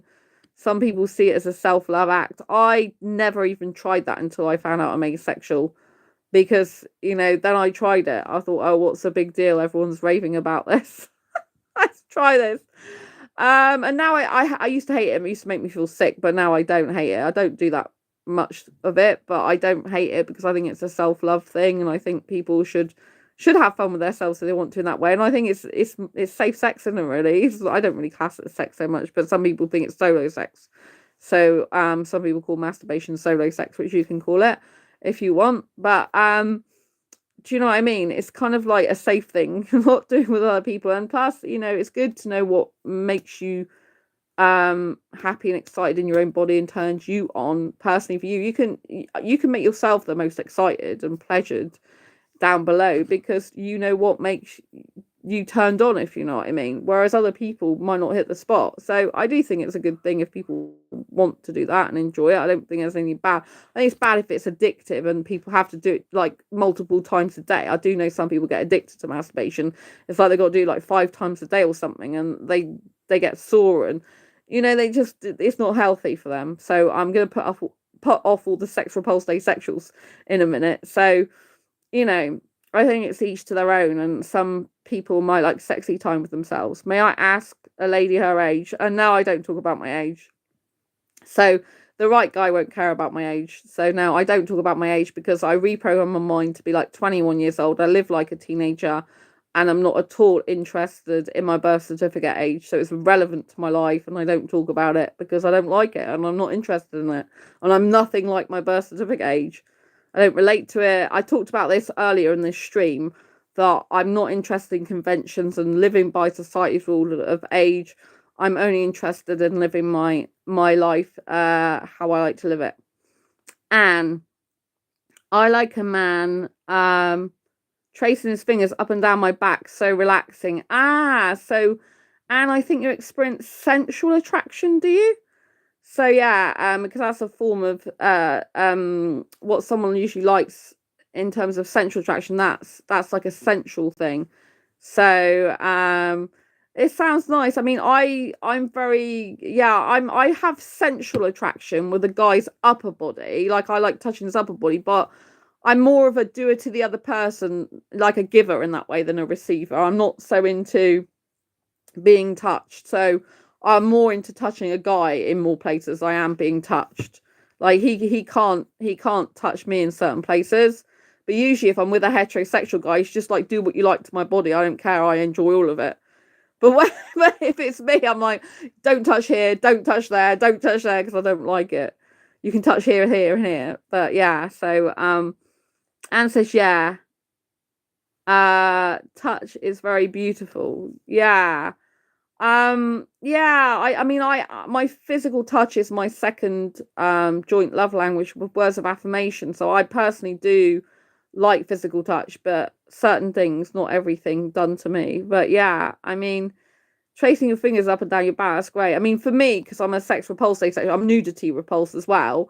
If a guy was stroking his fingers up and down my back, it depends whether I could keep my bra on or not, and whether it's through clothes or not. Because most people who like someone touching their fingers up and down the back, they'd have their bra off and they'd be naked. Whereas with me personally, I like a guy's hands behind my back for feeling of safety and security, like him just putting his arms around my back. It's really nice. If I'm kissing, that's my favourite position, him to have his arms around my back, not touching any sexual parts of me, if you know what I mean. Just for him to have his arms around my back and me kissing me passionately, that's like my favourite. French kissing I like the best, the tongue kissing, but with his arms around my back. But I don't mind bodies intertwined with clothes on a bed and stuff, clothes on, or sitting on his lap even, which is quite interesting for an asexual person to be okay with sitting on a guy's lap or in between his legs even, but I don't need to actually see that thing. Do you know what I mean? So yeah, I have grey areas in terms of some sexual behaviour, the way I like to kiss and dance. So that makes life very interesting. It's very difficult for me to get a match romantically because I don't want sex, but I love kissing so much. And in some ways, I'm suited to a heterosexual more because they tend to be more into kissing and doing some sensual touching and stuff. And they tend to be more like interested in physical touch, full stop. But I don't like the sex. I'm not interested in the sex, and I don't want to be touched in some sexual places. So in that way, I'm more suited to an asexual person. So I'm kind of like in between, what's suitable for me. It's like I'm suited to an asexual person in the sense I don't like sex, don't want it, don't need it, I don't want that pressure. And I love the kissing, but the kissing is not really what most asexual guys like. They prefer cuddling. I prefer kissing to cuddling. And so in that way, I'm more suited to heterosexual guys until the kissing side. So it's quite difficult, but I'm happy on my own at the moment. How about spiritual attraction? Because sometimes I feel spiritual sexual attraction with somebody I didn't met before, but only feel it's spiritual. Okay, well, I experience spiritual attraction to certain people, but there's no sexual attraction involved at all. Because like spiritual attraction is not the same as sexual attraction. So I'm gonna move my leg again. Spiritual attraction. So I talk about different attractions. So if you haven't yet seen it, oh my god, sorry, my foot's hurting. So at the beginning of my channel, if you look at my channel, it's got sections of different videos. There's a section called 8 Asexual Attractions. Obviously, people who are not asexual can have these attractions as well. And one of them I talk about is spiritual attraction. And actually, in my Asexuality book that I'm writing, spiritual attraction is one of them I talk about. I break down different types of attractions. Very, very interesting book. I can't wait to bring it out for you. But so when I experience spiritual attraction, it's got absolutely nothing to do with sex whatsoever or sexual. It's completely separate. Spiritual attraction and sexual attraction are two completely separate things. Spiritual attraction is like you have a deep spiritual connection with someone. It's like you've known someone before, maybe in a past life, and you're kind of like may feel like you're connected to someone even though you're far apart from them, even you're not seeing them in person and stuff like that. So I don't have any sexual attraction whatsoever at all with anyone. If I'm attracted to someone, a gender, it's always guys, not women. But I don't experience any sexual attraction, but I do have spiritual attraction with some people sometimes. Guys, sometimes. So it depends what guy it is and who's in my life at the time. I can experience different types of attraction for different guys, some romantic and aesthetic, some spiritual, some intellectual attraction, depends who it is. Anne, stroking my back makes me fall asleep. I love it. Oh, right. That's really interesting. I'm glad you love that. It's good that you know what you like. I think in terms of like my asexuality, it's a journey of discovery. I mean, we're all discovering more and more about ourselves and our sexual orientations. And I think it's very, very good when you know what you like. So before you get into a relationship with anyone or date anyone, it's very important to try and get to know yourself, what you like, what you dislike, what feels good to you, what feels bad to you. And I think the more you're self-aware about that, the more you can help someone in the future to connect with you in a way that's meaningful to you. And they should hopefully do the same. When you're with two people who are what they call woke, as in you're awakened to yourself, as in you know your needs and you're very aware of your psychology and your attachment style and all this lot, then if you have two people out in a relationship, you can build together something special and you can work on yourselves individually as well as work on each other in the team relationship. Work on each other together. I mean, not telling someone what to do. That's not working together. And so when you get to know your own body, like since I've discovered I'm asexual, I know now what I like physically a lot of the time and don't. Although it's different when you get into a relationship than being out for one. So I was in a relationship briefly. I didn't mean it to be briefly, but the guy turned out not to be who he said he was. The type of person he said he was.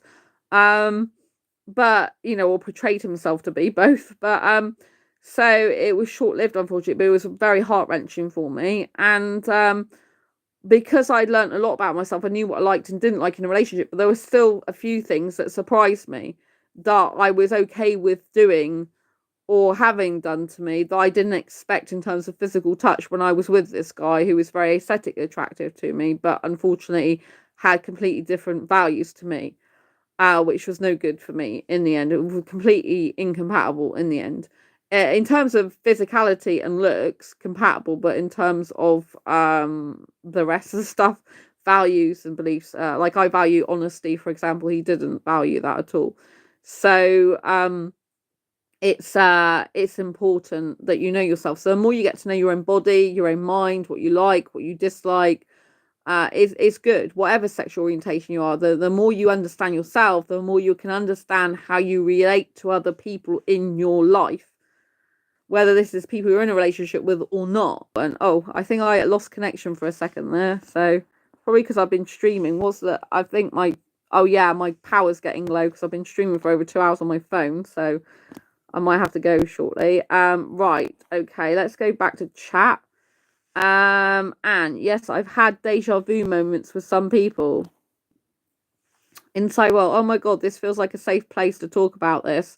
I feel like getting did she say, oh, smarter, you feel like getting smarter? Oh, thank you. Yeah, I aim to educate people. Like, I do entertainment stuff and lifestyle vlogs as well. So it's basically like this is like reality TV, but in an educational way. I think they call it edutainment or something. So this is like educational. A lot of these live streams I'm going to be doing by phone are educational. At the moment, my plan for going into 2025 is to continue doing a lot of educational live streams by my phone like this, because my phone at the moment, YouTube is promoting live streams, vertical live streams on your phone more than a laptop or desktop. So I'm able to reach more people like yourselves and get them the information they need to help them to grow in their life. I've been working on myself now personally and professionally since 2012. So this is like 12 years. It'll be 13th year next year. So I've been working on myself for 12 years now. So I know a lot of information that I like to impart. It's like getting free coaching basically on this channel. I do personal one-to-one coaching for just selected people, who want to pay for a more in-depth service. So I do offer that. On my asexualise.com site, I talk about coaching, but also sandrabellamy.com. That's my website. I help people with their self-publishing books as well, but that's like paid service. But I do a lot of free coaching on this channel because I like helping people. So, so how can you stay in touch? Someone says, so obviously make sure you're subscribed to this channel and hit the bell notification. So the bell notification, make sure it's on. If you've got all notifications on for YouTube, then you should get notified of every time I go live or post something new, even videos. If you haven't got notifications turned on, you usually get an email, but if you're not in your email straight away, you won't see me. So you have to have the notification bell turned on. You can just have it turned on for my channel, for all channels, but I think you can just have it turned on for my channel. So if you don't want all the other channels, you can just turn it on for mine. Inside World said, because I'm going to move from Netherlands to China. Oh, right. Okay. Well, I don't know if China's banned YouTube or not, but I'm on YouTube. I'm not on TikTok at the moment, and obviously there's potentially going to be ban on TikTok. I don't know if it'll ever happen, but I'm not on TikTok. I focus on YouTube a lot. So I think I should write an ebook. It will educate people. Yeah, I think people who've got a voice, a message, something to share with the world should write a book. But I think you should also state it's from your own personal experience if it is, because obviously I always say on this channel, I'm not a medical professional. I'm not a psychologist. I'm not a psychiatrist. I'm not a counselor. And you have to write a disclaimer whether you're writing a book or doing a YouTube show to say that, you're not that, because I'm not. I have actually got basic counseling skills certification. I've got life coaching skills certificate as well. I did a weekend life coaching course with the Coaching Academy. I used to work for the NHS teaching people how to recover from mental ill health using social media, actually. And also I've got an information advice and guidance diploma, so it's equivalent to just undergraduate degree level. So I got a personal assistance course as well, which is NVQ level 4. So I am well educated. So certificate wise, yeah, I've got quite a lot. So Inside World says almost everything is banned in China. Yes, so I've heard. And you have a lot of wisdom. Thank you. But you can tell from your own stories. Indeed, Anne. If you're telling from your own stories, you still have to say, this is my own personal opinion. So when I write my fibromyalgia self-help handbook, I had to put a disclaimer in there saying, this book is my own personal opinion. If you want medical advice, you have to go and seek advice from a medical practitioner, or mental health advice. You need to see a professional. you know, because I'm not a medical practitioner, or otherwise you can get sued. So, you know, because I've been book publishing for years. So, do you know what I mean? You have to do disclaimers to say it's my personal opinion and it's for educational entertainment purposes only, basically. Even if you're educating people, you still need to let people know that, you know. I'm not a psychologist or psychiatrist. I don't have an official certificate in psychology. I know quite a lot because I've done a lot of research and I've learned a lot through my own experiences. But this is all my own experiences. So people can take what they want from it. If they don't agree with me, they can discard it. But I share my own life experiences on here. But I'm not a medical professional. I'm not trained in any medical profession whatsoever. I really didn't see you before, but feel spiritual connection. Oh, thank you. You have me locked watching and hearing you. Oh, that's really sweet. Thank you so much. Yeah, it's really nice. I tend to get a good amount of people that come back regularly on this channel, which is important because there's certain people that I watch, you know, and I learn a lot from them. I joined a company called Blue Talks last year. So I'm very heavily into investing in myself. And I spoke for Oxford University at Blue Talks in 2023. If you haven't yet seen that video, please do watch it on my channel. You can go to my videos at the beginning of this channel. There's like a page with like different tabs, and there's a little search, like a little, looks like a bit like a magnifying glass, and you can search my videos and you can see talk at Oxford University. And yeah, that was the talk I did, and I was really pleased to do that for Blue Talks. So Blue Talks are a lot like TED Talks. So I'm all dressed in my sparkly suit, and that's not on Connect TV now as well. It's been broadcast on a number of different radio stations and things. It's on Blue Talks channel itself. Inside World, because I never met a woman before who mirrors me little bit on the subject. Oh, thank you. Yeah, I think it's really important that you watch people and listen to people who you can relate to and you feel some infinity to. Do you know what I mean? I think it's good to do that. And we all, you know, it's good to have mentors and coaches that you can learn from. So yeah, I appreciate you being here. So I do a lot of vlogs, short videos.